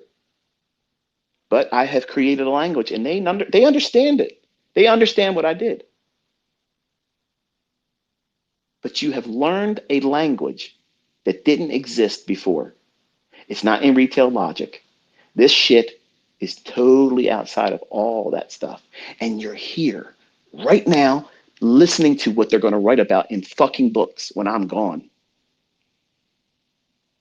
You're here. You're seeing it happen live, real time, proving that this shit is absolutely rigged. And somebody knows how it's rigged. And they can teach you how to take advantage of that. And that's exciting. It's fun. Nobody's getting hurt by it. But these greedy motherfuckers want it just for themselves. And they use it like a fucking weapon. And you never knew about it. You never knew about it. But that's the reality of it. That's what really goes on. And they perpetuate things with financial news network channels and websites and talking heads and all this bullshit that constantly feeds you misinformation. And you never never notice it, but it's always there, hidden in plain sight. They'll never change it, folks. They will never change it. I'm proving it. And there's people still pissing and moaning saying there is no algorithm. I work at a brokerage firm. I work at a trading desk. I'm a this and I'm a that. There is not. Get the fuck out. I don't give a fuck. You have blinders on. Nobody's this precise. Nobody. Nobody using other bullshit, retail garbage, can see this stuff like this. They can pull it out after the fact, which is, in my opinion, Wyckoff is great for explaining yesterday's news. It's great. You can learn price action with Wyckoff. Yes, you can. But you cannot get this level of precision with it. You can't. And the people that fanboy it because they don't want to give me the credit for the shit they're really trading with, I don't care, dude. I don't care. You can call it supply and demand if that helps you sleep at night, but order blocks are not supply and demand. But you'll see that there is something totally different in this neck of the woods. There's a certain measure of confidence. I absolutely loved that funded account interview. And for the life of me, I apologize, I can't remember. I don't want to say the name inappropriately and give another company credit when it wouldn't be them. So it's the farmer guy that helps fund his operation with his trading. The comment that the host said, he said, most of our funded payouts are ICT traders. And when he stated something that I have been trying to communicate for all this time, when you learn from me and you finally find your model, you will be part of the category of trader that he mentioned. When we interview traders that get payouts, nobody else but ICT traders are as confident as they are. Like, they know what they're doing. And we know when we're talking to someone else that got a payout, we can tell that they just got lucky. That's not my words. That's the company representative saying that. I know that stings like a motherfucker, Vinny, but guess what? That's the reality of it all. That's just the way it is around here. And all you got to do is join the club. The invitation's still open, bro. I ain't got no hate for you. You talked all that shit about my family, made up all this bullshit lies, lawsuit, bring that fucking shit. I don't give a fuck. Bottom line is I'm still going to be winning. Period. What I've already released, people are going to use it. They're going to make lots of money. Some people will fail. Some people will lose money. It doesn't change the fact that shit works. It just means they did themselves in. That's human nature. That's just the way it is. Sometimes people just fuck up. And you just got to make some changes, recalibrate yourself, and get back on the horse and ride it. Or get back in the car and drive it until the brakes fall off. But you can't do that when you lose control and focus. Because if you can't stop yourself when you're out of control, when you're doing all this dumb shit recklessly, trying to get back to an equity high or fix a boo-boo, losing trade, you will do more damage psychologically that's going to be more impactful than losing the money in the account, because you'll create scar tissue. In your learning, in your perception about what it is that you're doing and about yourself, you'll create scar tissue. And scar tissue doesn't have elasticity. So you can't grow easily. It's painful to grow. And that's what happens when you do the wrong thing with toxic mindset and you try to progress. You're limited. And that's why people many times quit, because they can't get past it. You have to tear through that scar tissue, which creates more scar tissue. And it's painful. And I teach you and lecture you so that way you don't go through that stuff needlessly. It's always self-inflicted. Am I teaching you how to go through this without taking a loss? No. I'm teaching you how to avoid blowing your account. I'm teaching you how to endure drawdown and mitigate it, yes. But losing trades are going to come. The human aspect to this is not something you can avoid. You're going to do it wrong. That's where the losing trades come in. Not because the concepts are flawed. You saw it incorrectly. I authored this stuff, and sometimes I do it wrong. I get a case of the ass. I'm hopped up on goofballs. I want to prove something. There it is. It's done. I've invited some external stimuli into the decision-making mechanisms that cause me to push that trade on. And then when the adverse reaction comes, I'm not surprised by it because I invited something outside. I've invited chaos in, and chaos does what? Shows up on time. So you don't want to be doing all of these things when you're in drawdown that promote speed, aggression, get back quickly, because all of that is the opposite of what you should be doing. And I've never really read a book that's, in my opinion, met how to deal with drawdown appropriately. Not to the degree like I'm talking about here. I can talk about this topic a lot because as a young man, I did my ass in a lot with dumb shit. Like I'm not making this stuff up as I'm going along. I went through it. I know what it's like to feel like you're doing the right things and know now looking back, every aspect of those things I was doing, feeling like I was doing the right thing, hoping to fix the situation, the drawdown, or getting right back in real quick just because I had the money, the refund another account. That was the worst thing to do. How can you apply that today? If you had a funded account challenge and you passed it and you're funded, right? Or you open up an account and you're trading with real money. You made that decision on your own. I never tell you to do that. When do you know? When do you know when to make that transition? When you're bored with being consistent in your demo and you don't have any emotion at all. You don't care when you're right. You don't care when you got it wrong. That's the right mindset. That's the time when people should consider it, but not before. If you're antsy, excited about the win being right all the time, you're not ready because you're bringing emotion into the monetary transaction of real fund trading. And you're going to be constantly concerned about the outcome on a scorecard or report card basis, profitable or not profitable. And if you're thinking like that, you're not thinking about following the model and the rule of being in that trade for the reasons you're supposed to be in that trade. You're looking at the profit and loss ticking up and down, watching the trade. Let me ask you this.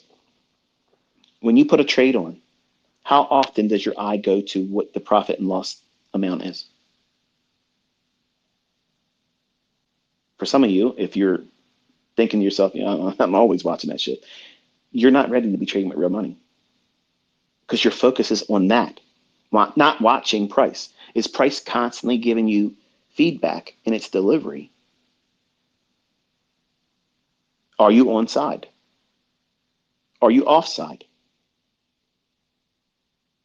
If you're watching the up and down movements of the ticker that tells you what you're making or losing while you're in the trade, you're distracted. I only have that up there so you can see it, that it was a button being pushed. When I trade, I don't have that up there. I don't give a fuck about that. I'm watching price. Is price going to my targets? Is price respecting the most recent 3 PD arrays that I want to see being supportive of price, whether the price is going higher or lower? I'm watching that shit. That's what matters to me. Because if I'm not paying attention to that, I'm not going to notice when it's telling me it's no longer a good trade. So either kill it or take something off. Remove risk.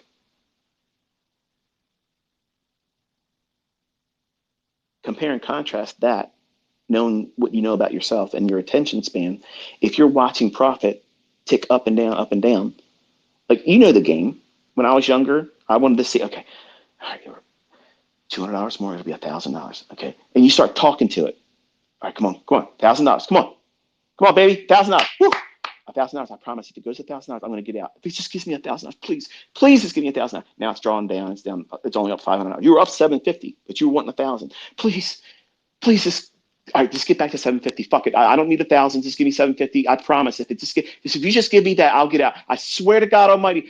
Just give me that. I'll get out. Now you're only up 250. What the fuck's going on? Where's my $1,000? Why can't I get 750? Fuck it. If it goes to $500, I'm getting out. Fuck this. It's a drawdown. Fuck this. Nobody knows how to make money. This is bullshit. This fucking broker did it to me again. There you go. That's it. That's retail 101. That happens because you're watching that ticker that shows you the profit and loss. The whole time, the chart's telling you, you're on the wrong side now. Hello? This open, high, low, and close bar here is telling you you're on the wrong side. It's in your face like a neon sign, but you're not seeing it because you're watching the money. Everybody falls victim to that. Everybody does. There's never been a trader that's come into this industry that never had that happen to them. They have had that happen. And sometimes the break-even traders that can't be profitable, the number one rule that helps them get past that, just always break even, is stop worrying about the money. Do not have that shit on your chart. Because if you're focusing on the money, you can't look at price. You set all these little milestones, little goals for yourself. You have a trade. You have a limit order that it's supposed to trade to. And all of a sudden you start worrying about a specific dollar amount because you can't stand to be in the trade. You're not submitting to the limit order being reached or the target being reached. You start looking at the profit and thinking to yourself, I ain't had a win in a while.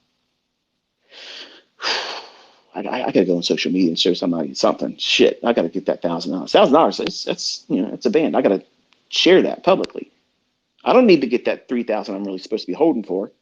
And I can't really hold it because I'm impatient as fuck. So let me get that $1,000. And you enter that same situation I had as a young man with copper. You want that target. There's no reason for that actually happening now because the chart has changed direction.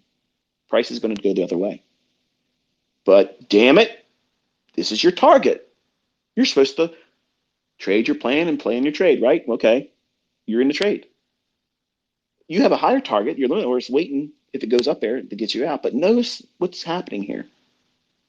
You've allowed the concerns about money to hide what price is telling you.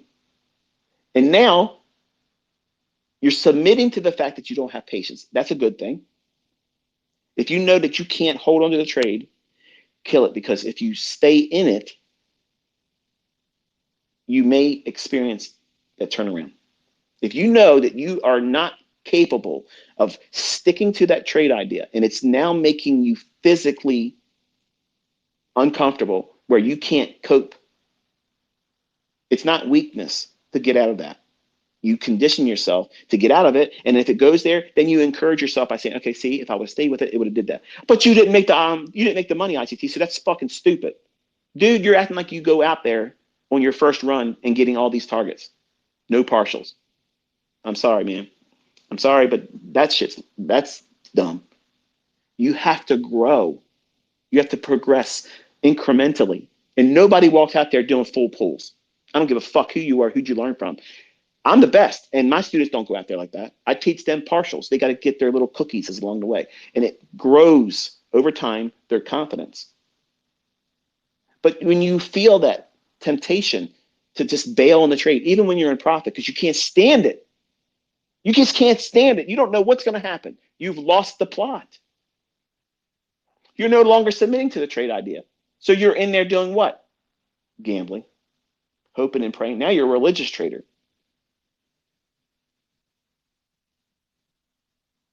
Please let it get there. Who are you talking to?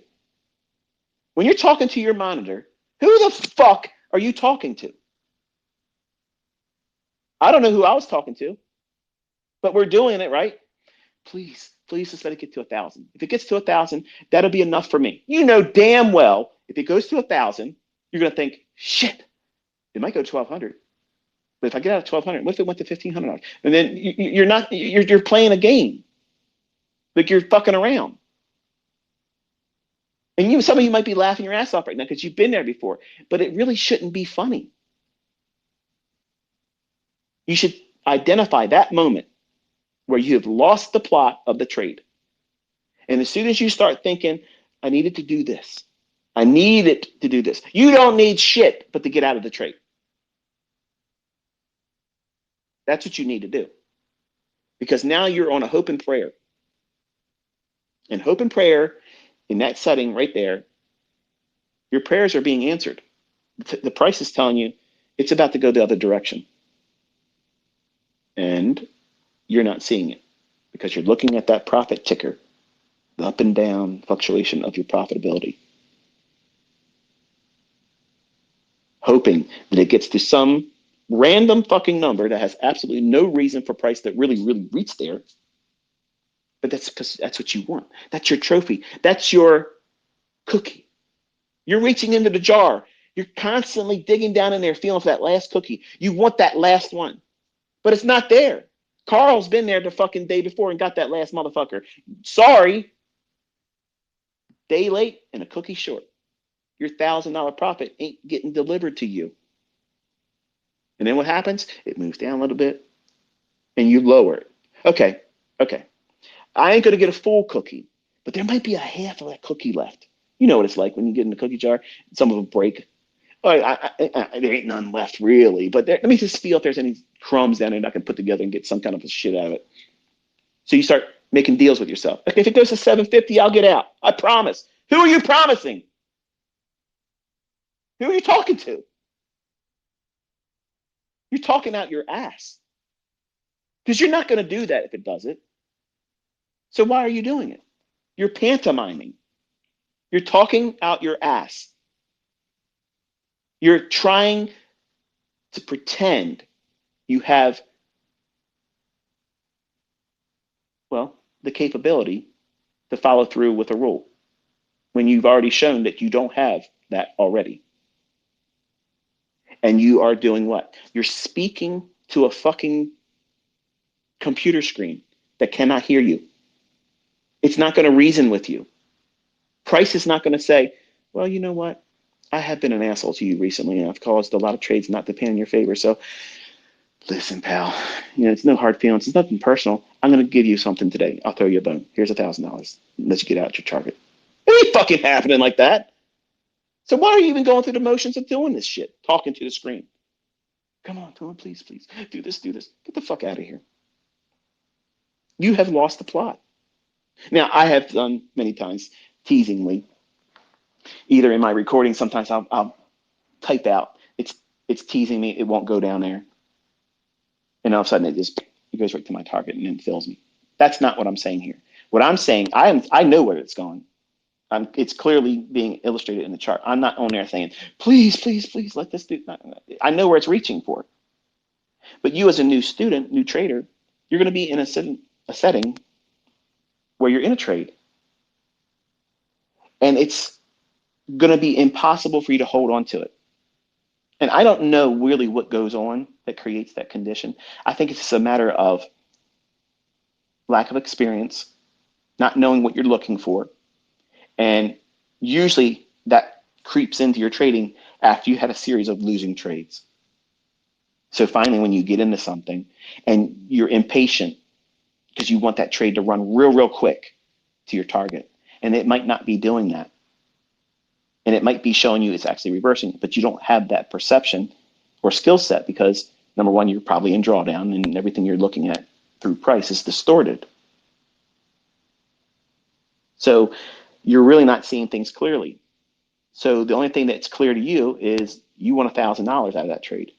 And it's getting real close to flashing on it in your screen saying $1,000.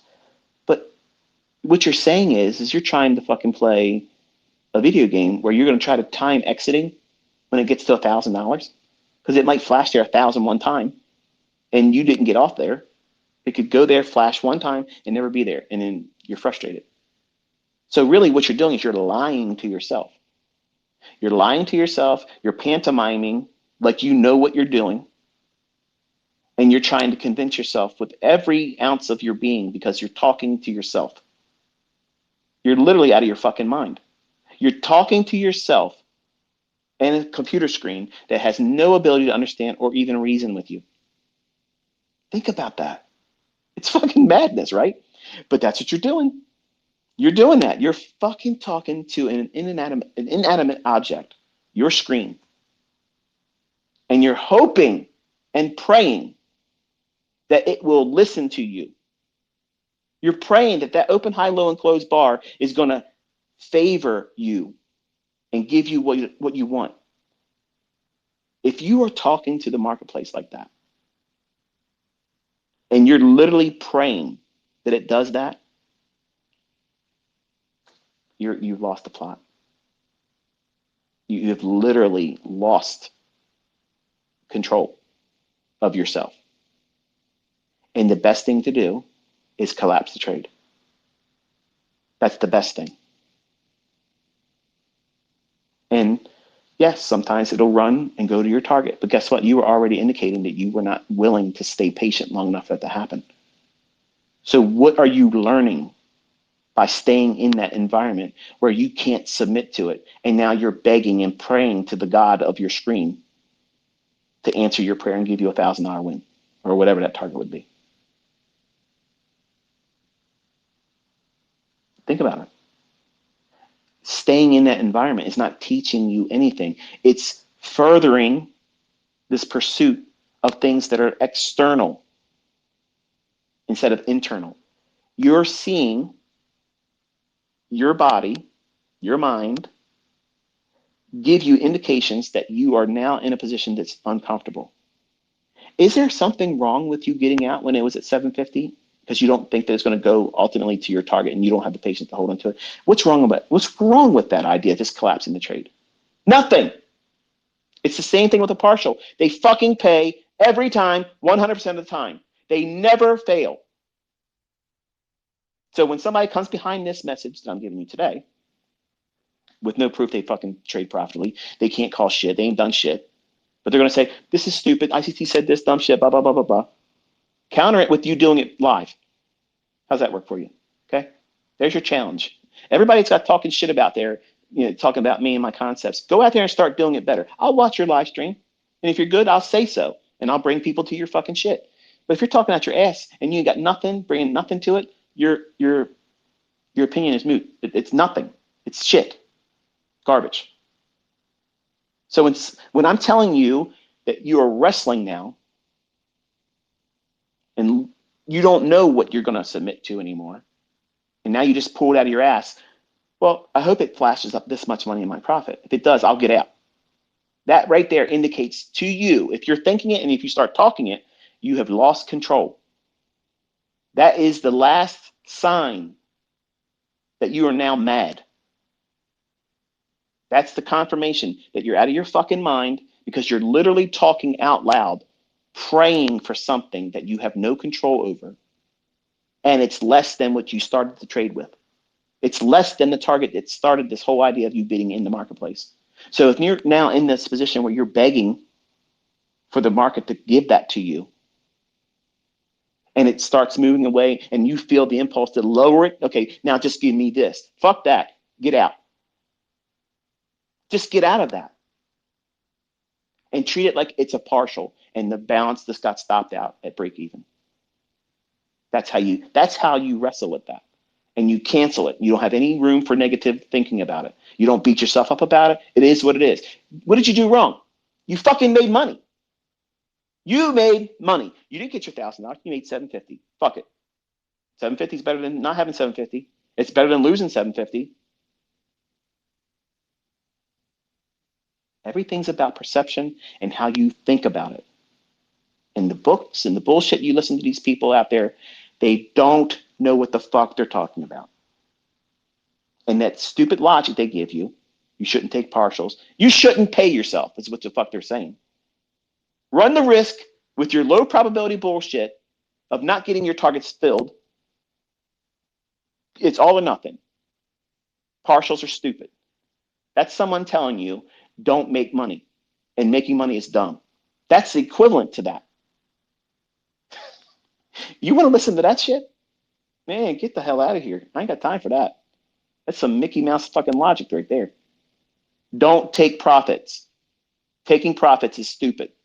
The profits that are 100% payable all the time. They never fail to make its way into your bottom line on your statements.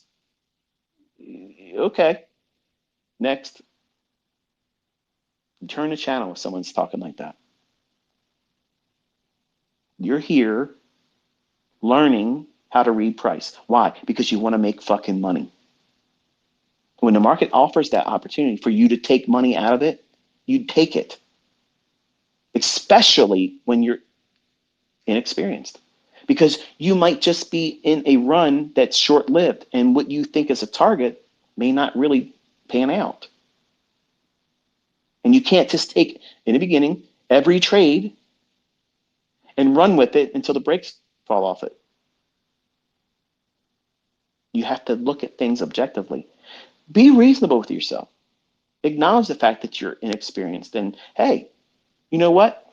I may be fucking completely wrong about where this market's going to go, but guess what? It's offered me 10 handles. It's offered me 5 handles.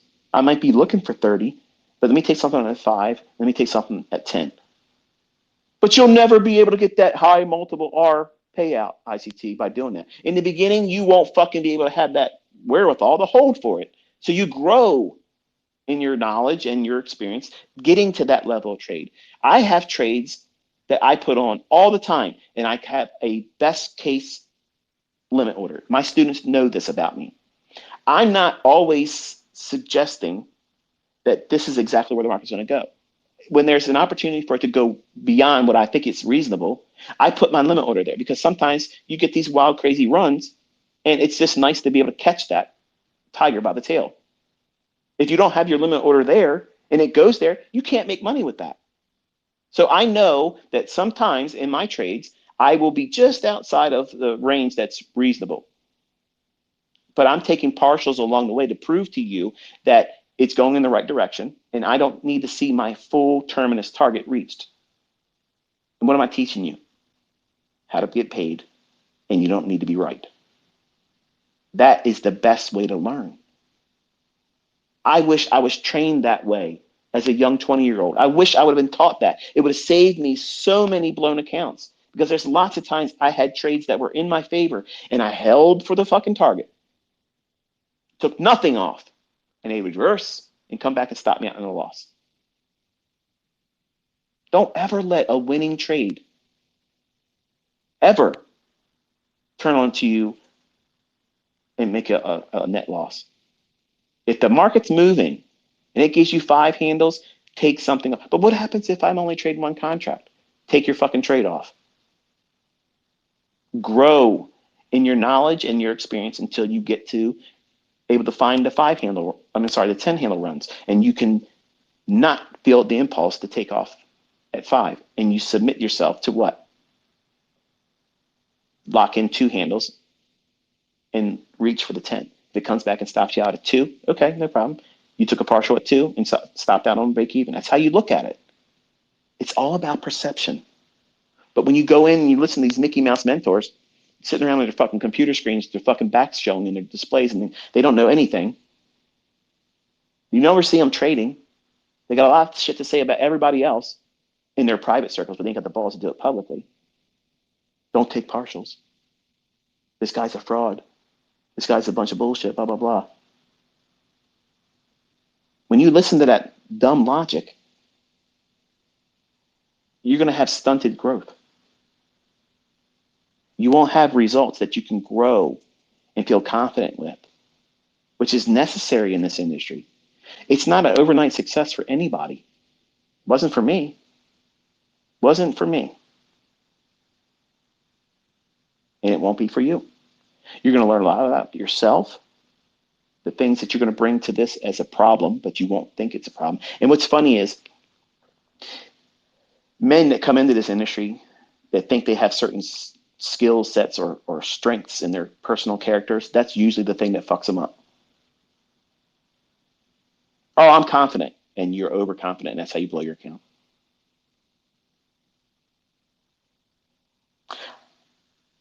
The only skill set that I think is interesting that still causes problems is the people that say they're very patient.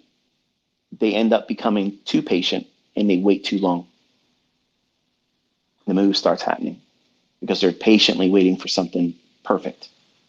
And perfect, in the beginning when you're learning, you can't identify that. You don't know what it is. Over time, spending time with me and teaching what price delivery is like, where it should go, why it should do it, then obviously you can recognize what precision and precise perfection in price delivery is. And you try to operate with that over time. But in the beginning, you don't try to force precision at all in the beginning. It's forgiving. You give yourself, wait for the run, wait for the retrace, wait for the fair value gap, then get in. You didn't get at the high. You didn't get in at the highest high at the turtle soup, false breakout. You're waiting for that displacement, then retracement up into a premium, and you're looking to go short. And you aim for consequent encroachment and the low of the fair value gap. That's your sweet spot. That's that optimal entry within a fair value gap. Because we always have to make an allowance for that fair value gap not to be entirely filled in. And when it doesn't fill in, that is very powerful insight. Because if it's expected to go lower and it doesn't fill in that fair value gap and then starts to break and run away, oh man, that's when you want to make your partials a little bit further lower, because it's probably going to do a lot more than you thought it was going to be. Chances are your first profit is probably not the right one. It's going to probably go a lot more. I'm sorry, I said that wrong. Your final profit, your first profit or partial should always be reasonable. 5 or 10 handles if it's ES. If it's Forex, 10 pips, 15 pips, 20 pips, something in that range, you should be looking for your first partial. But the idea of demanding precision or holding for your full target in the beginning, anybody tells you that's what you should be trying to do right from Jump Street beginning, that's someone that's guaranteed not consistently profitable. They're not consistent. They're not confident in themselves. And they're just making allowances for their inability to do themselves, but they want to coach people from the sidelines and seem smart.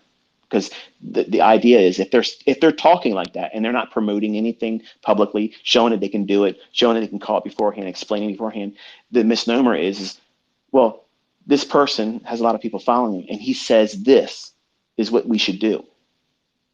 What's going to be commonly viewed, that's how he trades and therefore he's successful, when you don't see anything like that. No proof to suggest that's even the case at all. When I'm telling you that I am precise, I'm proving that I'm precise, and my students are doing it too, I'm telling you to take partials. Why? Because I want you to trust your progressive learning, how you're moving up in your understanding. In the beginning, you're going to have doubts, and that's normal. You're going to have a lack of confidence, and that's normal. And you overcome those things with these little baby steps of paying yourself at logical places like I'm teaching. It feels a whole lot better learning and not getting your target filled, but still getting something out of the move. And you were rewarded. You put time and energy and attention into that idea and you watched it pan out. And if it fails and goes all the way against you, you're going to feel like this is bullshit. Nobody makes money and I'm not going to be successful. So why bother? Why study with this bullshit? There's too much ICT videos to go through. Fuck this. I'm not doing it. So I teach you to reward yourself. Pay yourself that cookie. You're in the jar digging for one, so take one. And when you do that, if it comes back and stops you out at break even, does it really hurt? No. That's why I teach it that way. You remember what? You had a positive payment coming out in your demo. That rewards your time and study. Because in your mind, you're thinking, if this was real money and this is all that happened, I still made money. I don't need to be right. Bingo! Bingo! That's the proper mindset. And the people that teach outside that way of delivery and progressive learning are fucking clueless. That's why you don't see anybody learning how to be profitable with them. You don't see them stepping forward and saying, here you go, I'm making money, look at this. Because they're using logic that's fucking short on logic that makes money. And I just don't have a tolerance for that shit. If something's right and it makes money, who am I to say otherwise? But I'm sorry. I can't bite my tongue when I hear these fucking asshats, these chuckle fuck motherfuckers that out there talking out their ass, saying dumb shit. React to price. Don't. Your job's not to predict where price is going to go. Don't take partials. Take your full target because the risk you put on doesn't justify the partials. Get the fuck out of here. You're talking to somebody or listening to somebody that probably has less than a 50% strike rate. Get the fuck out of here. You're not even in the same conversation with us. We're not doing 50% around here. We're not flipping quarters. That's 50 fucking 50. We're not 50-50 here. Okay? We're not doing that. That's unacceptable. Period. You should be aiming and living in a 70% strike rate. That's your fucking goal. Are you going to hit that rate out of the box? Nope. Are you going to get that in your first year? Nope. A few years from now, you will be. You're going to know when the shit is not favorable for you to be trading and it's high probability and high resistance is not lining up. It's going to be conflicting. So you'll stay out of the marketplace. You want low resistance and high probability. You'll identify when the market's like that. And then you will be in that moment trading with your maximum risk there. Not, I need something to happen because I'm in drawdown. I'm going to trade with maximum leverage in high resistance liquidity and low probability conditions because I'm in drawdown. I got to fix it. And maybe if I pray hard enough, the screen will give me what I'm asking for. And then you blow your account.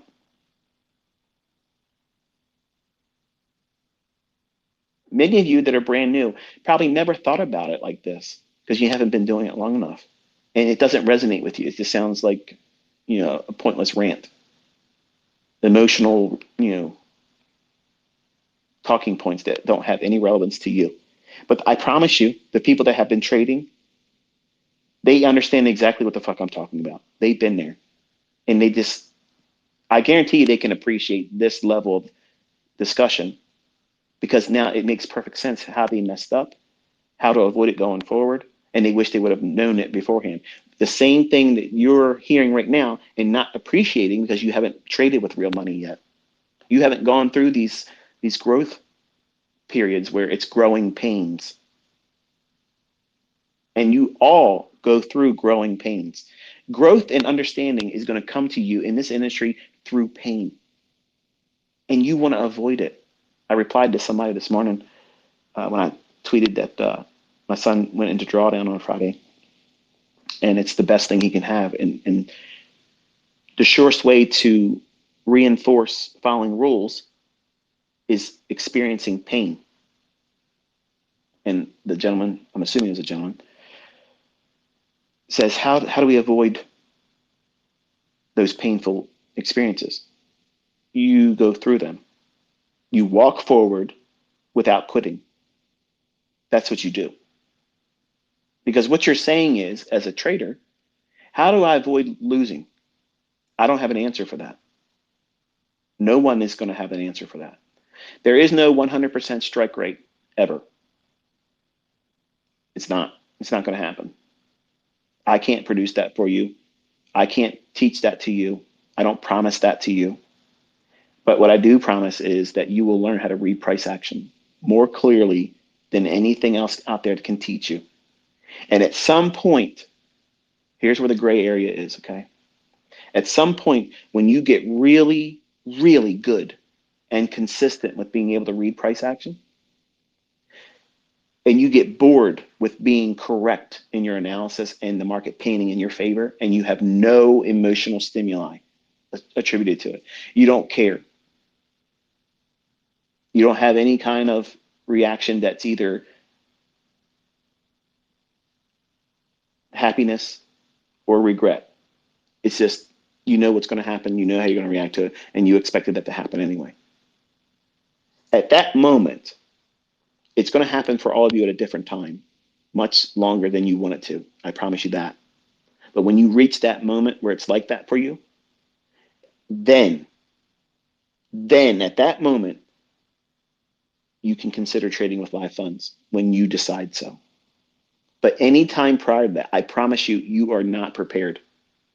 you're rushing to do something, and you're falling in line with these people that talk about trading with real money to learn how to trade.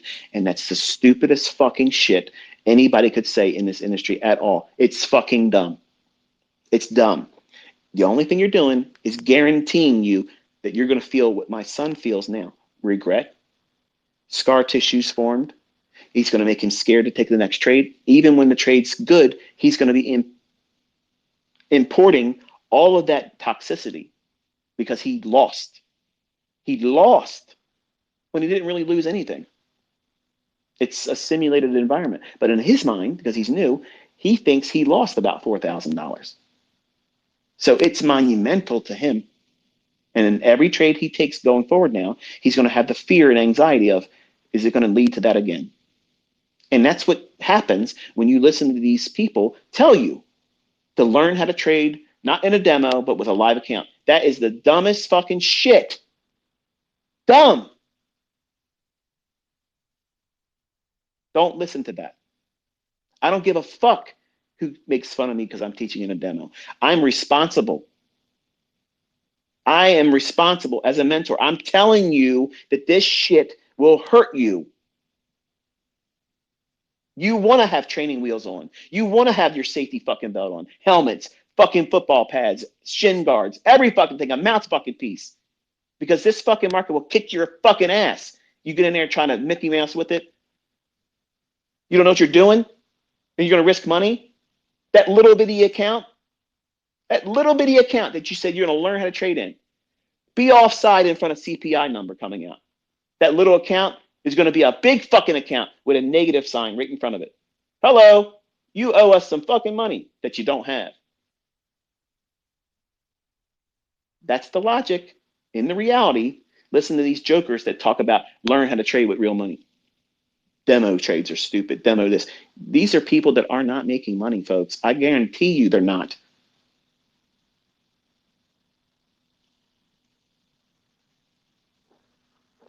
That's it. That's a mentor or attention seeker that doesn't like the fact that I catch a lot of flack because I teach through a demo, and they don't have the balls to handle all that.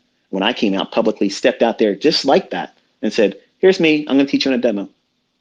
I completely disarmed all of them. What are you going to say about me? What are you going to say? I already said it's a demo. Go fuck yourself. I can call this shit, trade it better than any of you motherfuckers. And you're out here still trying to sell your shit. Nobody's buying it. They found something better. This is the way it is. By the way, I saw Sean Lee's back on YouTube. I missed you, man. And I watched your shit this morning. The last video you just put up here, I liked your disposition in that video. You've been a character of some kind, but I like how you're conducting yourself now. So just let you know, I'm glad to see you're healthy and all that. But I think I've rambled on enough, ramblers. I think we'll bring this one to a close because I am hungry. And we were supposed to stop this about 2 other times before. And if I mention anything more, I'm probably going to turn this into, well,